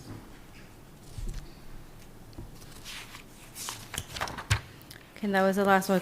Councilors, do you have any questions or comments for the overall DPW budget? Councilor Marmol. I always want to say Luzo. No, I don't look like Luzon. Director Jaime, comparing to other cities and towns with the same demographic and population, how do you find that your department compares in terms of like the number of employees that you have in order to be able to fulfill all the requests that the city requires to fix and make adjustments to the city? Yeah, considering how our city is growing and is growing so fast, I think, as I always said, and every year that question, arise, but I can tell you hundreds are not gonna be enough. The amount of requests that we receive daily is unsustainable. So, but we have to work what we have right now, so and that's what we're doing. So I think by the amount of people that we already have, so I think they're doing a great job, and we're gonna continue providing them with the tools, and in every budget we're gonna add, one or two, so that we can continue, putting new hands in our department. Do you guys have like something within like stats or data in terms of the amount of requests and the type of requests that you receive? And what is the turnaround time in order to fulfill those type of requests? Yes, we have a work order system that we can easily send you, you know, how many work orders we receive or we send to our laborers every day. But we're receiving over 26,000 calls yearly, and 13,000 visitors are visiting our office, you know, every year. But we're providing our residents with new tools, like a lot of people have WhatsApp. They love to use WhatsApp. We provided that, you know, option to residents so they can send us pictures. They can send us voice texts and things like that. So they loving it. And now we're working with the IT department to get some other tools, you know, to keep track of the requests that we receive. But again, so are a good number of requests that we receive every day. But I know you guys receive all types of requests. On average, what is the turnaround time to? So let to me fix tell an you, issue? so Depends on the you, issue. being Issues are bigger honest, than you others. counselors call, and in less than 24 hours, you know, the request is being solved. But some of the requests, you know, if they require a little bit more time. So it takes to, you know, 48 hours or a little bit more, or maybe a month, if we need to do some type of procurement or something like that. Any other questions or comments? Seeing none. Director, will you be going over water and sewer, or is that Commissioner Hale? So we have the Commissioner commissioner here? here, so he's gonna go over. All right, Commissioner Hale, you are up next. Parking's next, if you want to get it. Or you want- Where's parking? I thought, did we, oh, we didn't go through that, I'm sorry. Yes, so the- Yes, parking. With the revenues, I know, Mark, if you receive the, What any page? documentation from 129. Ramona, but she's working on it because she's I been thought we out. went over that. We can definitely send that to them. Do you have it? Yeah, he said no difference. change. They said it's like $37,000 change. 160, 160. 160.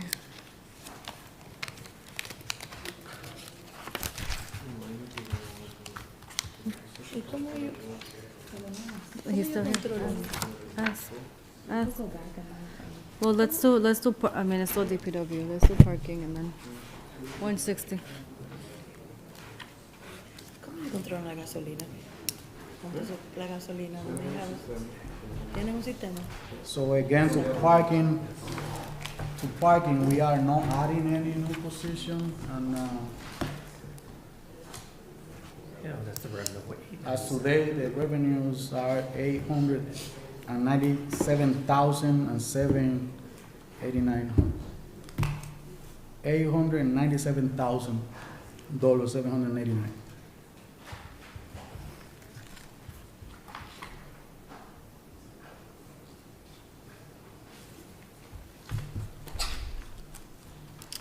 So, You, Madam Chair, go ahead, Counselor, go ahead, Counselor. so how many unions you have at DPW? How many? Unions. Clericals, laborers, and supervisors. Three. Three or four? Four. Oh, carpenters. Do they got a raise? I mean, do they got a raise? Because I know you guys had to negotiate with the union. Did they Yeah. receive one? What Absolutely. percentage? Yeah, All of our we, union contracts are settled through 6/30/25. Okay. yeah, we voted on that. Director, can you go over for people watching at home, and I know because I specifically had one constituent comment on my Facebook, on my counselor Facebook page saying that she's trying to learn more about local government and has been tuning in. What is the parking fund? What is that used for? Yeah, just go over that. So our parking funds includes the two garages that we have and the lots. And so we are right now working on the organization of the Barclay garage. We did like a transformation. We put new equipment there, so we did new contracts, and we estimating to collect, like, for the next fiscal year, over $600,000 just with Buckley Garage. And then now we're working in getting into Museum Square Garage, and we're gonna do the same thing. So we're gonna bring some revenues through the parking funds, and with the lots, we're doing the same thing. So we're gonna equipy them and bring new equipments, and again, so we're trying to transfer our departments, not just to provide services, but provide revenues to our budget. Council President. Going back to the one shown of the DPW positions, and this question is more like around the same thing as elaborating on what Councilor Vice President Infante was saying about the parking lot. The transfer of the DPW deputy director from the parking lot and garages to the actual department. It's probably more like for the CAFO. Is that going to affect the general fund when it comes to getting paid from the general fund instead of the parking funds? It's like, I don't know. I mean, it should stay on the parking lot funds, so we can actually pay from that fund instead of the general fund. There's already a parking manager, and there's a parking manager that maintains the lots and the two garages, whereas the deputy DPW director, they really need two deputy directors across the DPW operation, if you will, besides the garage and the lots. So it didn't make sense to charge one deputy just for parking garages, and the other deputy has 50 buildings to take care of. That didn't make sense. No, but what I'm saying is essentially if we remove it from the parking lot and garages fund, so now we're not going to be able to use those funds to be able to pay for that position. Well, the parking garage and lots enterprise fund, we've been subsidizing the debt service on that. So we'd like to have them pay their own debt service. So the more revenues they bring in, and the more careful they are with their expenses, they'll be able to absorb all of that interest expense that we spent when we did the Museum Square Garage. So essentially, what I'm hearing is that we have paid for the debt service for the different garages. We've been subsidizing the enterprise fund the last few years because they don't have enough revenues to pay for their expenses and the debt service on that. And Museum Square was a lot more than anybody thought. I think it ended up being roughly $5 million renovation. Not everybody, except for me, because I was arguing that project from the get-go, but that's fine. That's another conversation. But anyway, just going back to that position specifically, since now we're not going to be able to pay that positions out of that, and it's gonna come from the general fund.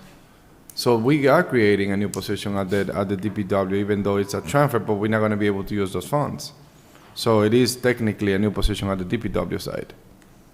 So because the DPW is funded through the general fund, and this department is going to be funded through the actual parking lot funds. It's different funds.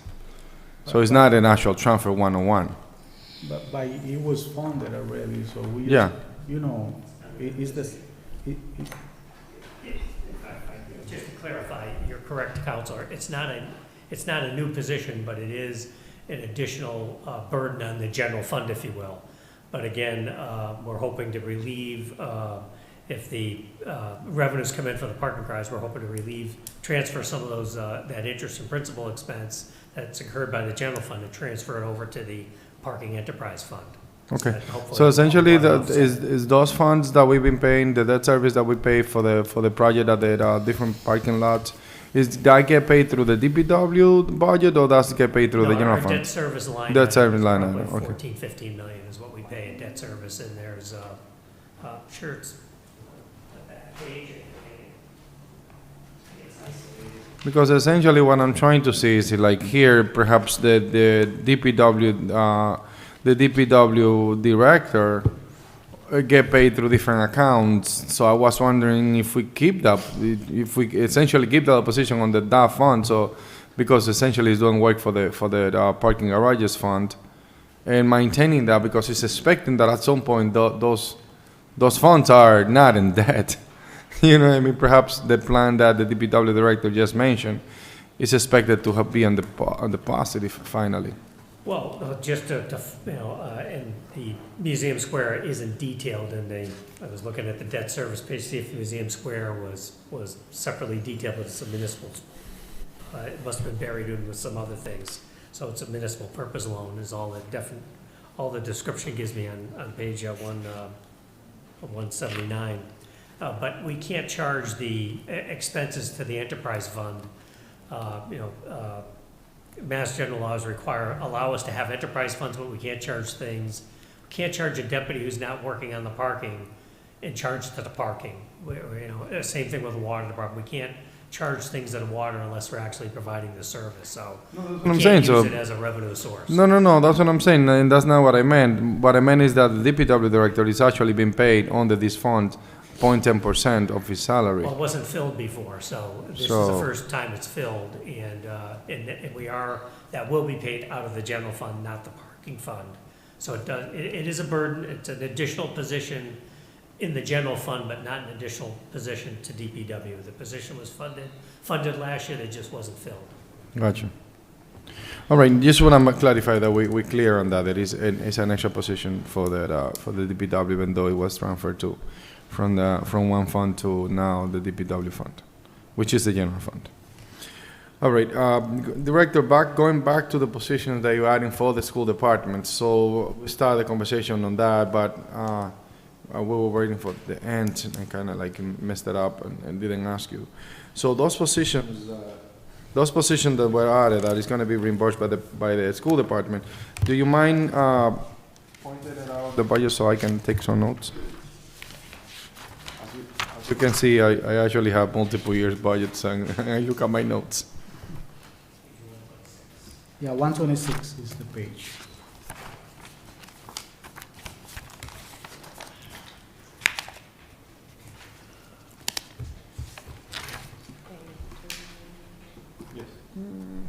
So those are these 4 news? Yeah, it's 2 carpenters again, Yep. 1 electrician and 1 plumber.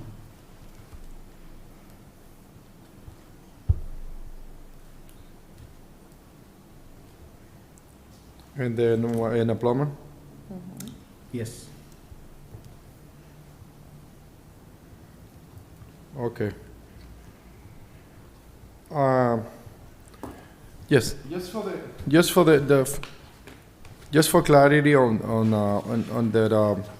the DPW side, I know that councilors or probably people that have read the budget have also read your position as 0.65, 0.10, and 0.25 through different departments. And if you put it together, the 0.65 plus 0.10 and 0.25 added up to 1, which is the salary of the DPW director. The DPW director is earning a total amount of $208,000 in total throughout those 3 departments. Just want to make sure that we clear on that because we always ask that question at the budget section. All right, no more questions. All right, seeing none, thank you so much. Now we have the Water and Sewer Enterprise Fund. Commissioner Hale? Good evening, councilors. Good evening, Madam Chair. So tonight I have my budget before you. It's a proposed amount of $21,755,000. Can you, what page are we on? 169. Sorry. The total amount is $21,755,899. And that's an increase of $834,599 over last fiscal year. Primarily, it's the debt service. We have an increase of $639,994 that for the debt service payment that we'll be making this year. And then the salaries have increased $217,547. If you go to page 170, it has the breakdown for sewer, water, admin, and then our water maintenance operations. So at the top of each column, like for personnel services, it gives you the individual grouping for the salary increases. So we have $51,153 for sewer, $144,172 for the water admin, and then we have $22,222 for the water operations. And those are all, most of them are collective bargaining agreements, so all of them except, and then my salary increase is included in water admin. And then you see the debt service, $639,000, it's under water administration. And that's the $639,999. So everything is, other than that, is level funded. We didn't make any changes. Besides, we did eliminate a water foreman position because we had 3 of them.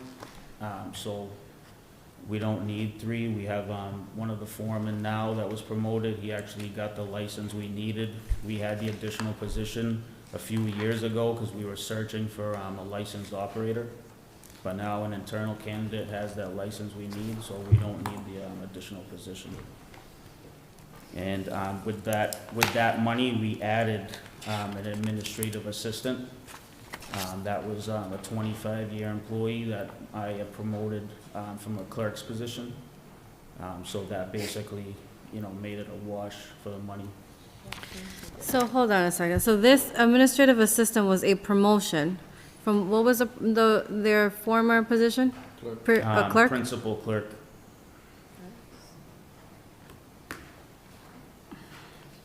What, can you name a few of the responsibilities that your admin assistant is going to be responsible for? Sure. So it's like contracts administration, so she puts together some of the contracts for signatures, reaching out to customers for water complaints, if there's, the bills over. There's a lot of different office duties that she does. Just like answering phones, setting up appointments for me, different things like that. She also still does answer phones and helps with the clerk position that she had previously. And are you, from your, as the commissioner, you're, and I know it's under DPW, but essentially, you're the one basically running the water and sewer department? Yes. Entirely? Who is under you that helps you? Not administratively, but like operationally and... So operationally, we have Matt Halloran. He was promoted to water and sewer construction supervisor. Where is that reflected here? Water and sewer construction. It's just level Okay, funded. I got but it, He I was got a it. foreman from the sewer department. Okay. All right. I have to say, Commissioner, you are doing an incredible job with the Water and Sewer Department. You're actually one of my proudest votes in personnel that I've taken in my 3 years as a counselor. Your expertise, your technical, on the floor, your education, all of it is incredible, and it definitely shows when I call or email you for help, and every time you refer me to someone else within the department when you're not available, they've been excellent. And on the other side, the constituents that you guys have helped, I have not received a complaint. So thank you so much, and I'm glad that you're here in the city of Lawrence. Thank you. Councilors, any comments or questions? Council President. Through you, Madam Chair. Couple of things that I want to bring up. Last year, we have during the budget season, we have a specific amount of dollars that were not available on the funds that you guys went over and kind of helps get funded by the general fund until we get the free cash back, and then we were all set, ready to go. Oh, correct. Remember So that? for Greater Lawrence Sanitary District, so that was planned. Because of the way the revenues come in with the rate increases, we get a credit from Greater Lawrence Sanitary District, which is where we get our sewer treated. So when the credit came in, then we were able to take the retained earnings out to cover that cost. Yes. So last year we increased the rate. Can you reiterate around that a little bit so we can continue the conversation? Sure, so in 2022, we went to before council. We had the rates increase over a 2-year period in 6-month increments for a total of 20%. So 17% is already reflected in the water bills, and then we're gonna have a 3% increase this July 1st. So that'll be the last increase for that. Yes. So it was a 20% increase for 2 years, and in July we are still going to see 30% increasement. Is that have result as a positive impact on the finance of the water and sewer department? Yeah, it's definitely, I mean, it dramatically helped us, but because we were 13 years behind without raising rates, that did a lot of damage. So it's not like we're in excellent shape. Our revenues are meeting our expenses. So we really want to have reserves left over at the end of the year is the goal. So are you expecting any reserved? So last year we underspent our budget by like close to $1 million. So we're looking through everything to crunch the numbers to get it as close as possible. We should have a small reserve this year. But right now, we have we're putting out $7 million in bills. We have 30 days to collect that from June 1st to June 30th to reflect for this fiscal year. And are you expecting like how much reserved? So we have roughly 1.8 million in our fund right now that after we made the transfer. So, you know, we'll have that, and then we're projected to meet our expenses right now. So we will still have whatever we have in the bank at the moment. So the water and sewer account per year, like how much money people pays for water and sewer a year? In a good close number. For us, a home, or are you saying the total amount? Total. So the total amount is the revenues. So, you know, we projected around 21,766,000 was a projection, and I think it goes up 3% in July. All right. So since we starting building up a little more on our reserved, and essentially I'm assuming that you guys gonna be able to fund my project through increasing the debt service assumption, obviously. Are we expecting to see any rate increasement within the next 5 years? Yes, we would. In 5 years, absolutely. And, so the next time around when we do it, though, it'll be more strategic. So we have plans in place. So we're running a model. We actively run the model. So we just worked on it. It's a constant model that we run to predict the future as best as we can. But we plan to do a tiered structure where the large industrial users would pay more for more consumption versus the single-family homes.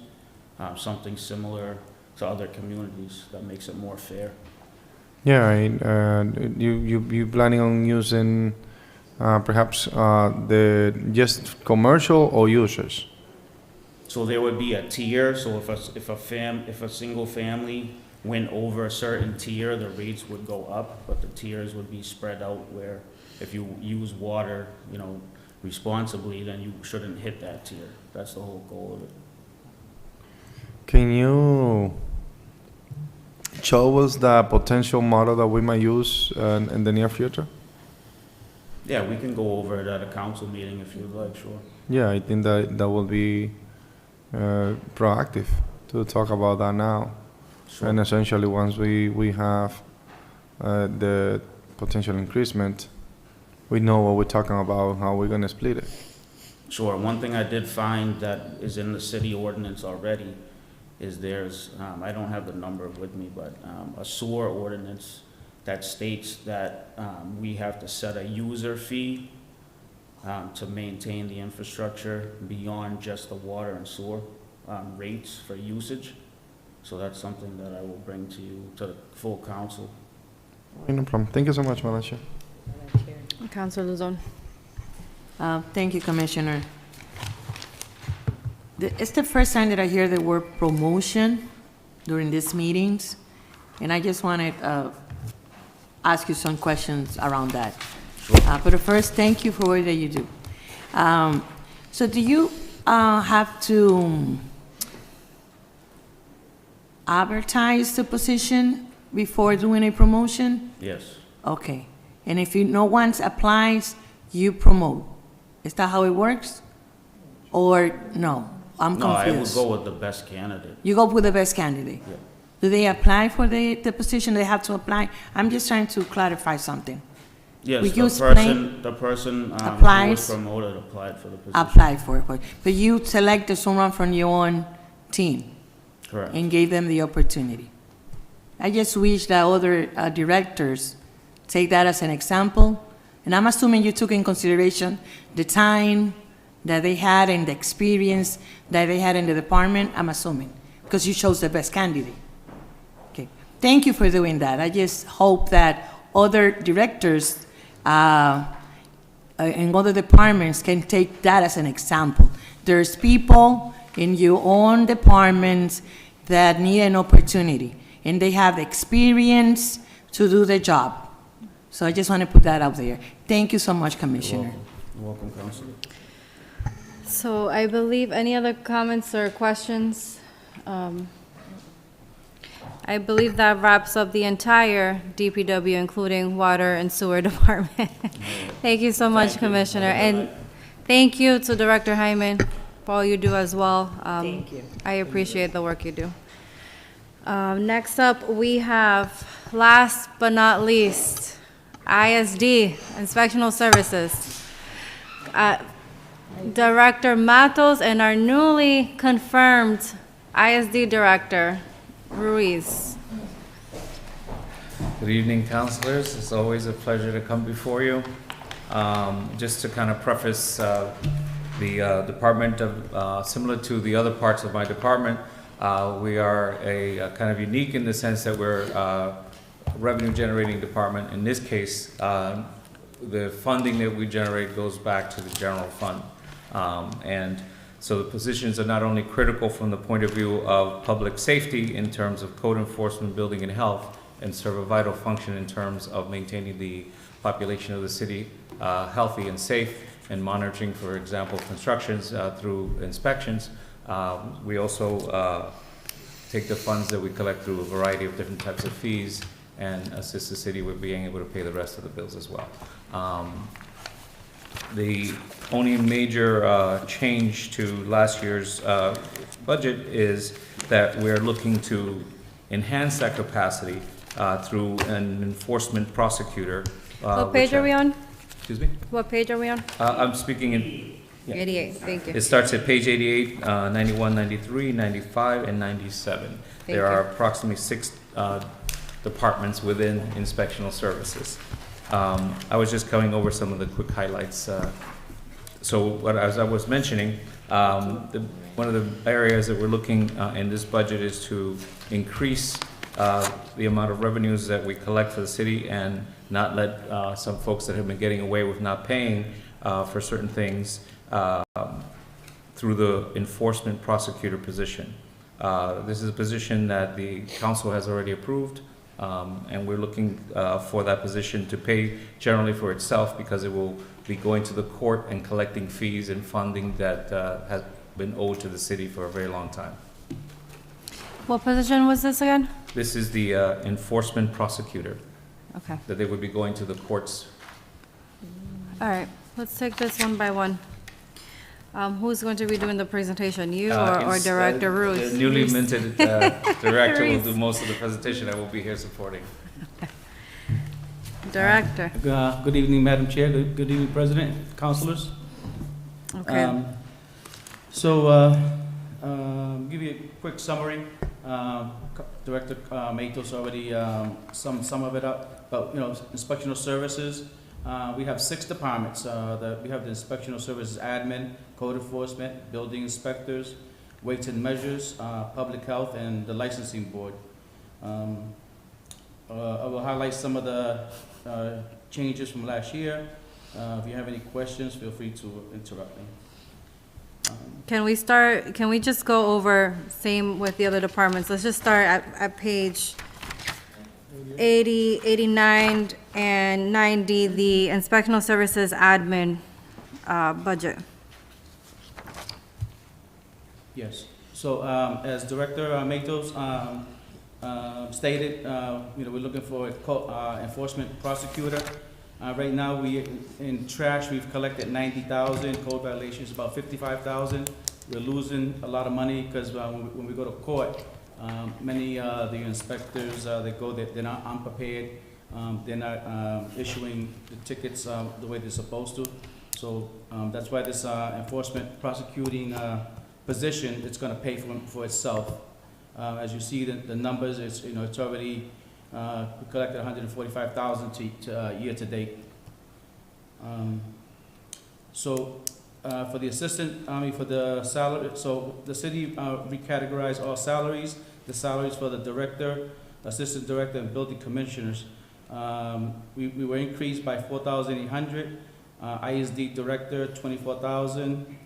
Assistant director 21,000. No, 4,000. I'm sorry. Director 4,800, and assistant 24,000, and building commissioner 21,000. There's also 2 clerks there, so they are going to be per the union contract. We're going to be getting rid of the senior clerks, and they're all going to be principal clerks, and that's the difference there of I think 13,000. I think. Let me stop you right there for a sec. CAFO, what is the salary range for the ISD director under the Collins report? So do you have that? Did you come prepared, director? This is the first director who has this information. I should have asked it The first. ISD director is a range of 81.9 to 124.8. 81, I'm sorry, can you repeat that? Yep, 81.9 to Yeah. 124.8. Okay. And then although it's labeled assistant ISD director or something, the official title is, which was just approved by the city council a few months ago, is assistant commissioner of health and code services. Mm-hmm. And that's a range of 63.7 to 104. 63.7 to 104, okay. The reason why I ask, and this is something I brought up last budget hearing as well, particularly the last year's example was with the grant manager that we recently hired. I believe she was hired like either a month or a few weeks prior to the budget hearing. The salary that we have now for the ISD director, it is within range. You just started. I don't believe this position should get a raise. I think you should prove yourself, and then next year, get the cap, get the max of the salary range. That's my personal opinion. It's nothing to do with you personally. Like I said, I mentioned this last year as well. Yeah, I just don't. So just to say, so I've been with the city 36 years. Mm-hmm. Also, I was the director of inspectional services for 4 years. I have the experience and the training, and I believe that I should get the full amount. That's how you advocate for yourself. Of course. I still think what I think, but I'm glad you advocated for yourself, and I appreciate that. I respect that. Councilors, any questions or comments for the admin portion of inspectional services? Yes, Madam Chair. Councilor Luzon. The assistant director of ISD. Yes. So the couple said that they changed the name. It's technically assistant commissioner of health and code services. Assistant commissioning of Health and Code Services. That's the ordinance position title. So we'll make a change in the budget for next year, make sure that, update that title. Assistant Commissioner of Health. And Assistant Commissioner of Health and Code Services. And this person was not hired by Director Ruiz, or it was? Or it was approved by us? I don't think we. No, don't see. I haven't hired that No one. position, but we have someone that was appointed as acting to do that position. And who's that person? Victor Betances. Betances. Oh, okay. Another newcomer. I'm sorry.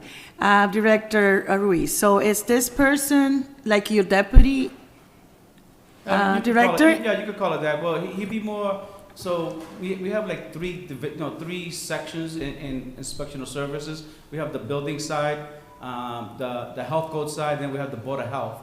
So he would be in charge of all of the Board of Health people and health code inspectors. I'm assuming that you took the time to review his resume. Well, For how long he has been doing this type of job? So he's been doing it since I've been there. I just want to say he is doing a good job. No, I'm asking about the experience, not about. I haven't seen the resume because he was hired, around the same time I was, or maybe before. He was working there previously? Yes, he's a health code inspector, yes. So he that, has so the that's. experience so- working as health code inspector. So- He's been working in the department prior to It's another. position of acting. I'm aware of that, Mr. Matos. I just want an answer from the director so the people that are watching the video are become aware of the new position Yes. and who's is actually there now. Yes. So this person was working for the department since when? Maybe December 13, 2021. okay. And he was appointed by Mayor De Peña? Yes. Okay. Any other questions? You all set, Counselor? Thank you, Madam Chair. Thank you. Thank Any you, other Director Ruiz. Questions or comments? I have a question. The salary of the, well, this is for the CAFO, and I know we've said this so many times, but I have so much information in my head right now. Any acting positions, they get the salary of the actual position, correct? Any acting personnel? No, they generally have to start, they're not able to go, they have to start at the minimum, and if they have, I believe the ordinance says if they have good qualifications, you can go up to the mid-range, and after 6 months, they can go higher. Okay, so, So there's a restriction as to any acting position, they can't go to the top of their range. got it. So the $24,000 increase in this salary will be for whomever the department or the director hires. Well, that's just that's just the position was budgeted at $80,000 last year, and it's budgeted at $104,000 this year, which is at the top of the range. Because I think there was some confusion as to what the range actually was. So I think they thought it was in the mid-range, but that's really at the top of the range, 104. Okay. So this should reflect the mid-range. Do you have that specific number?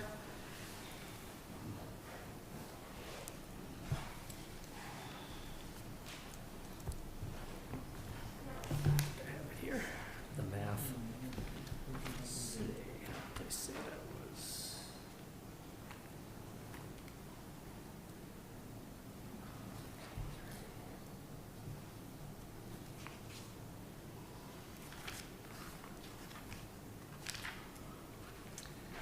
The mid-range would be 83,850. 83,850. Okay. Thank you. Any other questions or comments? Can you repeat the range, Madam Chair? 83,850. 83. All right, continuing to code enforcement. Director Ruiz? So code enforcement, there's no changes from last year. Okay.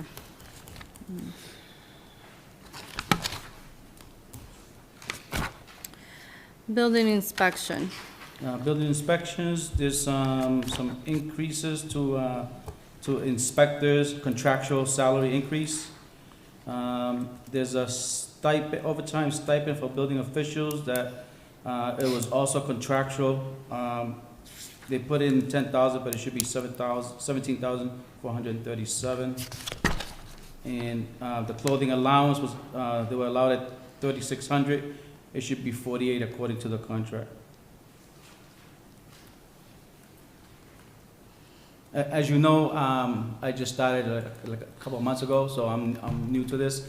So I came in late to the game, so so this is just what I saw, you know, what I could figure out from the contract and everything. Look at the contract. Okay. Well, look at the whole, looking at the department in whole, contracts and everything. Councilors, any questions or comments? Council President. Yes, quick question on the building division. Is the supervisor meant to be the commissioner? So from the building inspections, it's per Mass General Law, the building commissioner is in charge of the building. Is it reflected on here? He's on the admin. Oh, Yeah. got it. Yeah, no question.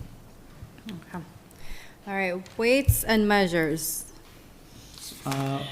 Weights and measures, there's only one change. It's a contractual salary increase of 8,896.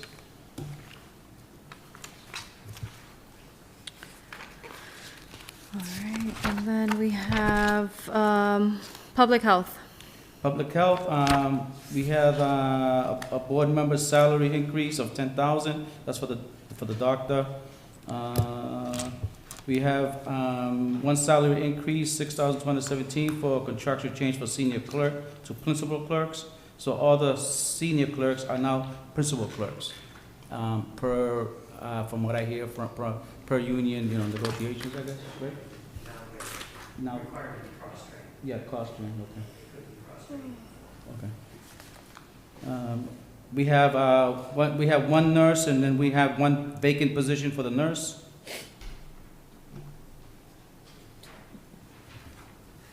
I believe that's it. So one vacant position for the nurse? Yeah, we have two in the budget, and Yep. one's vacant. And do we have a city physician? Yes, we have the Board of Health will be the doctor. Got it. That's the $10,000 increase to the doctor. Akafo, does that number make sense? The city physician only, any city physician, a $30,000 salary? It's not a full-time position, it's just, he's a consultant.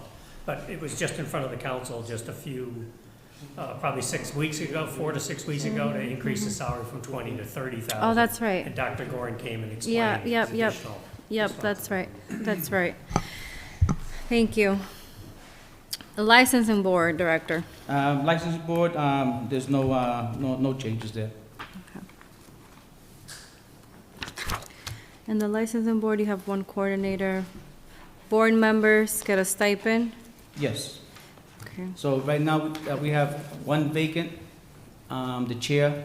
We need to get one more person in there. We have two. Okay.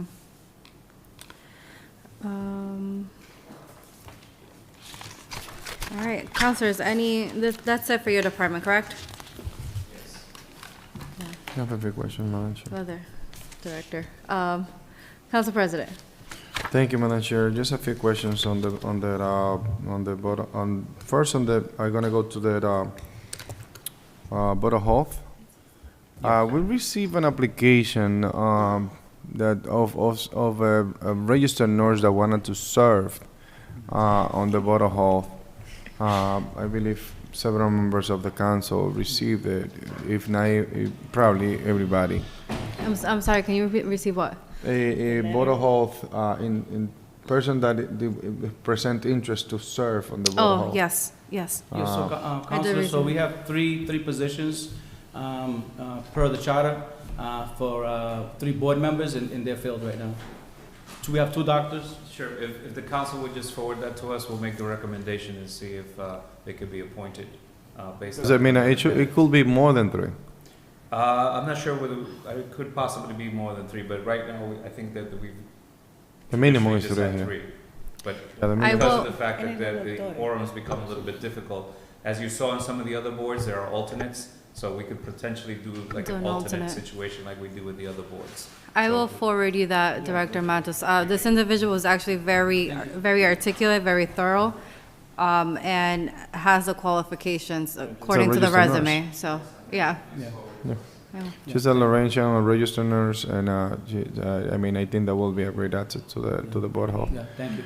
When it comes to the health department, again, we have a big issue. A couple of months ago, not for years, we've been having this issue, and now I think that we're getting to the point that at least we can start thinking about emphasizing and privatizing the department. Obviously, we have several issues when it comes to, taking care of things at the department, and kind of like, being scared a little bit of what might happen. I think that if we work together and work proactively, and I believe you guys will be able to do so, we can accomplish a lot of good results for the community. With that said, talking about the Board of Health, the Health Department, and also the inspections when it comes to the food inspections, it is being concern. It is being a lot of concern to me, seeing things what's going on around different places, and places that serve prepared food. Lately, since I joined the council 2015, I have seen a tremendous amount of food truck, an increasement on food trucks on the streets. As a matter of fact, I have seen even a school bus. Yes. It's a food truck. It's huge. It's like. So I'm aware of this problem, and right now we're trying to draft an ordinance to change some of the hours, change the, I've been researching Cambridge and Somerville. They have really good food truck ordinances. So I'm researching that to make sure that we change that. And when they build the trucks, they build them to the specs that we want. Right now, there's nothing in the code that says, or rules and regulations that says what type of trucks we could have. All they could do is get a food license, a propane license from the fire department, electrical inspection, and then they go out on the street. I know that they're parking for hours in one spot. They're supposed to move, I believe, every 30 minutes, I think, or hour. So there's a lot of issues with them, and we are addressing it, and we will address it. Okay, I mean, obviously, for you to be able to address it, you either need to come late or do something about it. There is a plan for that. Yes. All right, Yes, good. Yeah, so the plan is either to, have inspectors work at night, maybe take the day off in the day or work at night or pay them overtime. That's the only way that we can do it, Okay. because they're out late at night. As far as we have a plan, that's fine, but going back to when I joined the council back in 2015, and then 16, 17, a change in the ordinance was presented to us. And that was pretend to be good, but obviously seeing the result of it is not a good thing. Before, we have the transient vendor coming in front of us, and the food truck, every year they need to come in front of us. Before they come in front of the city council, they tend to do more inspections and tend to do more things on the trucks. For the natural, the fact that they're going to go in front of the council. And questions were raised, questions were asked, but therefore a lot of things get fixed. Now what I'm hearing is that those food trucks, that there are a great amount of people working on that. Okay, they're providing a service to a group of people that we understand. We all have eat from there, but I mean, I think that the only time that they're getting an inspection is when they actually open the food truck. No, that's not true. So they come in, they have to renew the license every year. And so they have to renew their food permit every year. They have to renew their hawkers and peddlers license every year.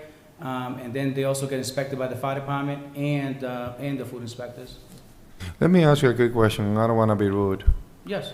Because it's nothing personal, but have we think about how they cook? I mean, where do they go to the bathroom? Where do they clean their hands when they go to the bathroom? If they go to the bathroom for 8 hours, perhaps 6 hours, I don't want to exaggerate. Where? Around the Well, park. I know they have a sink in the trucks. They do have a sink. Where they go to the bathroom, I don't know. I couldn't answer that. And if they wash their hands on their sink that they cook, that's a potential salmonella. Yeah, I understand. I don't want to be rude. Yeah, Trust I me. know, yeah, I know. And Like I'm you not said, pretend to be. we've all eaten. But we have We've to all- think about that. Like seriously. Oh, you're right. You're So, right. you know, right now, we have a person that is a certified chef, and she knows the industry very well. I'm So sorry, who she's- is this? Can you repeat this? We have a certified chef, and she knows the food code, you know, from front to back. How long And, has she been here? She's with the grant, and Okay. we're hoping to hopefully, you know, keep The her. Madam Chair. Got it. Because Hold on. she's a wealth of knowledge, He still has a and phone. she's training one of the other persons too, so we have two now. So going back to the ordinance that we changed back in 2017, I think that we will be good to bring that portion of the permit, the transient vendor portion of the permit, to come back to city council. So we can have a little bit more, I mean, for somehow, one way or another, there was not that many before.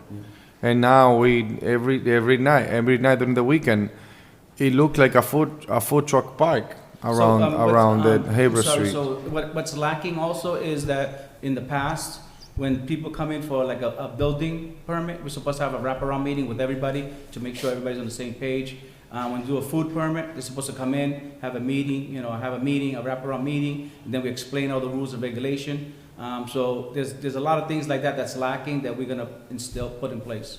Yeah, the last thing, I don't want to reiterate what happened on the food truck, but the last thing I'm seeing that it was very well put and request when they were coming in front of the council for the transient vendor, is that they need to have a specific place for garage those vehicles.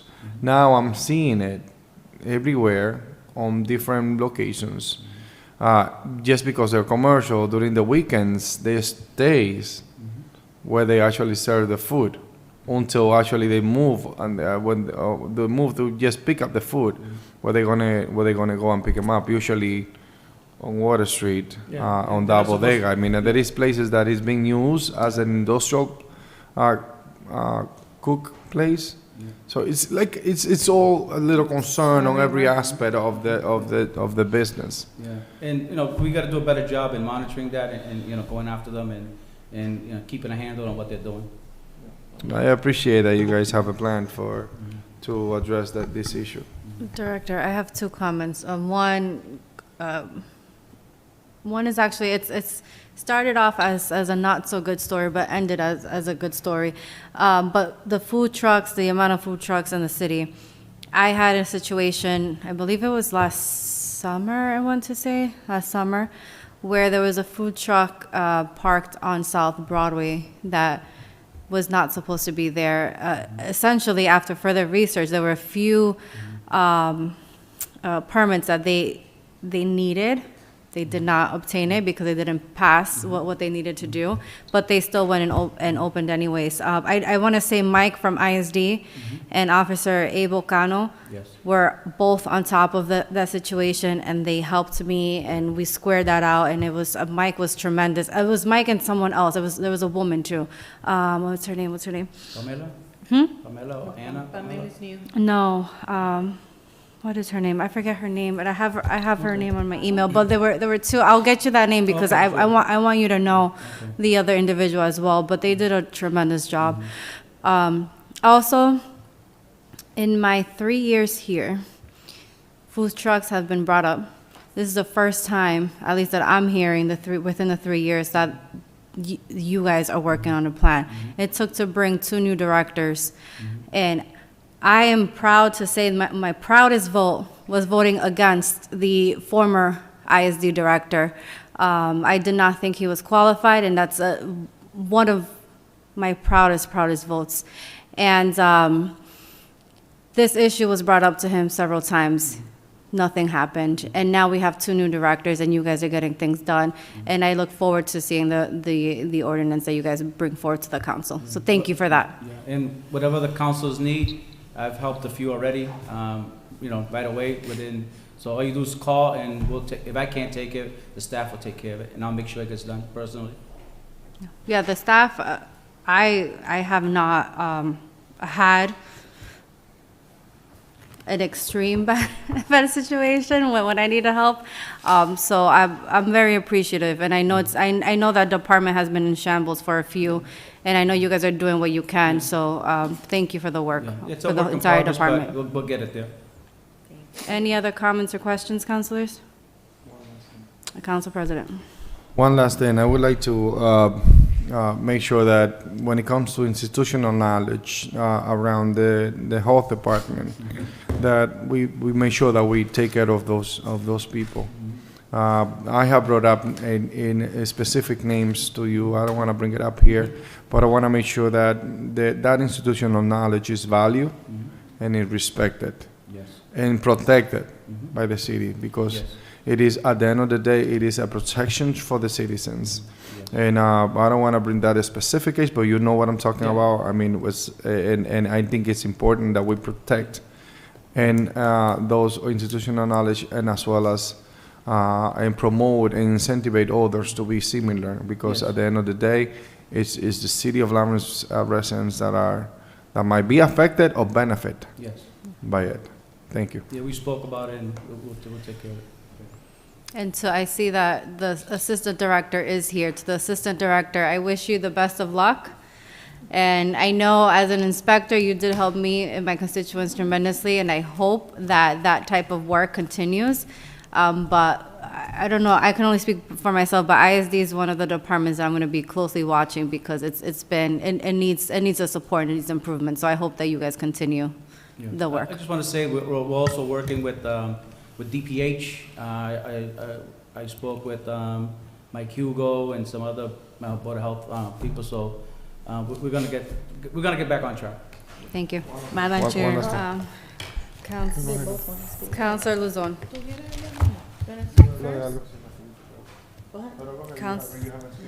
Councilor Luzon. You have to press the microphone. Let's go.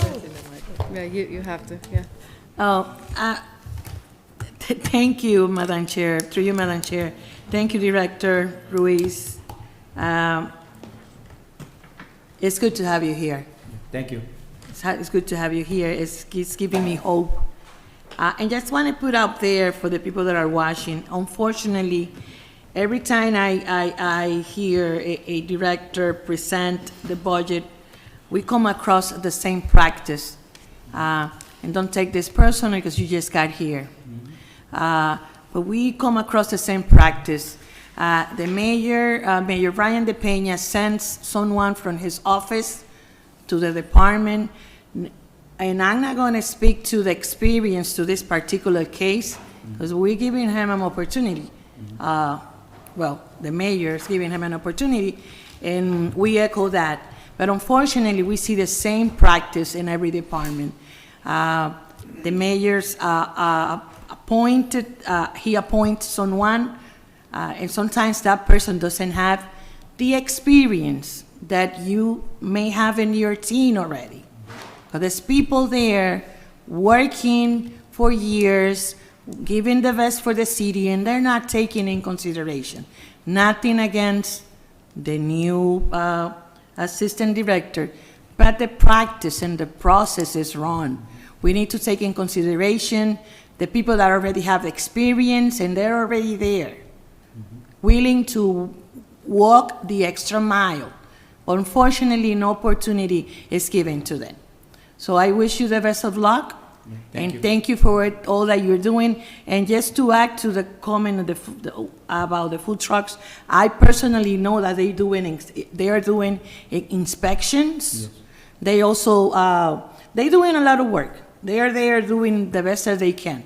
And I just hope that you bring with your expertise, and yes, the new director, assistant director, can bring the department to a new level. Thank you. I will, thank you.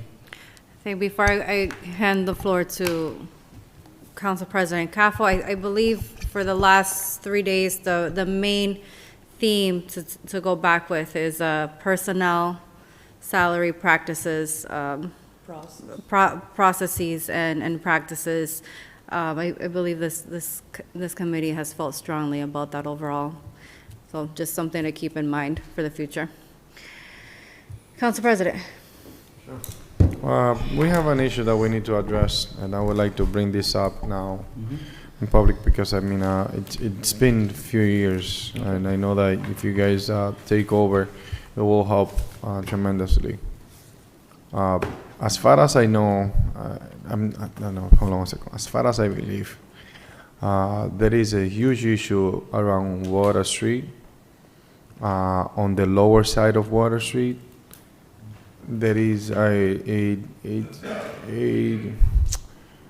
problem that anywhere between 2:30 to 5:30 or 6, a huge, a tremendous smell to fishes come out of that lower side of Water Street. And the entire section of that area, going all the way to Market Basket, the project, and all those places around there, they get to smell it. I might think that's what happened there around one of those businesses around there that deal with that situation, kind of like maybe doing something that is not quite legal. I don't know, but for the last 3 or 4 years, I've been dealing with complaints and after complaints and complaints, and people getting used to it. But that's very very sad, and that could potentially make people sick. The livable condition around there, people can stay living around there because of the smell. So I talked to the Water and Sewer Department about that. They told me something, but I think that having a thoughtful investigation around that, not necessarily dealing with the sewer, but perhaps inspections on businesses around that might do something wrong during that specific time in the afternoon, early afternoon, starting like around 2, might produce result and then bring some quality of life to those people. What I can do is I can set up a team with Victor in command, and we could canvass the area and inspect everything and see what we can find. Thank you. I appreciate it. Thank you. Any other questions or comments? I was trying to look for the name of the individual quickly while Council President was, but I didn't find it quick enough. So, any other questions or comments? Seeing none, thank you so much, Director. Yeah, thank you, councilors. Have a great night. Can I have a motion to recess? So move. Motion been made by Council President, seconded by Council Marmol. Those in favor say aye. Aye, and the ayes have it. Thank you so much.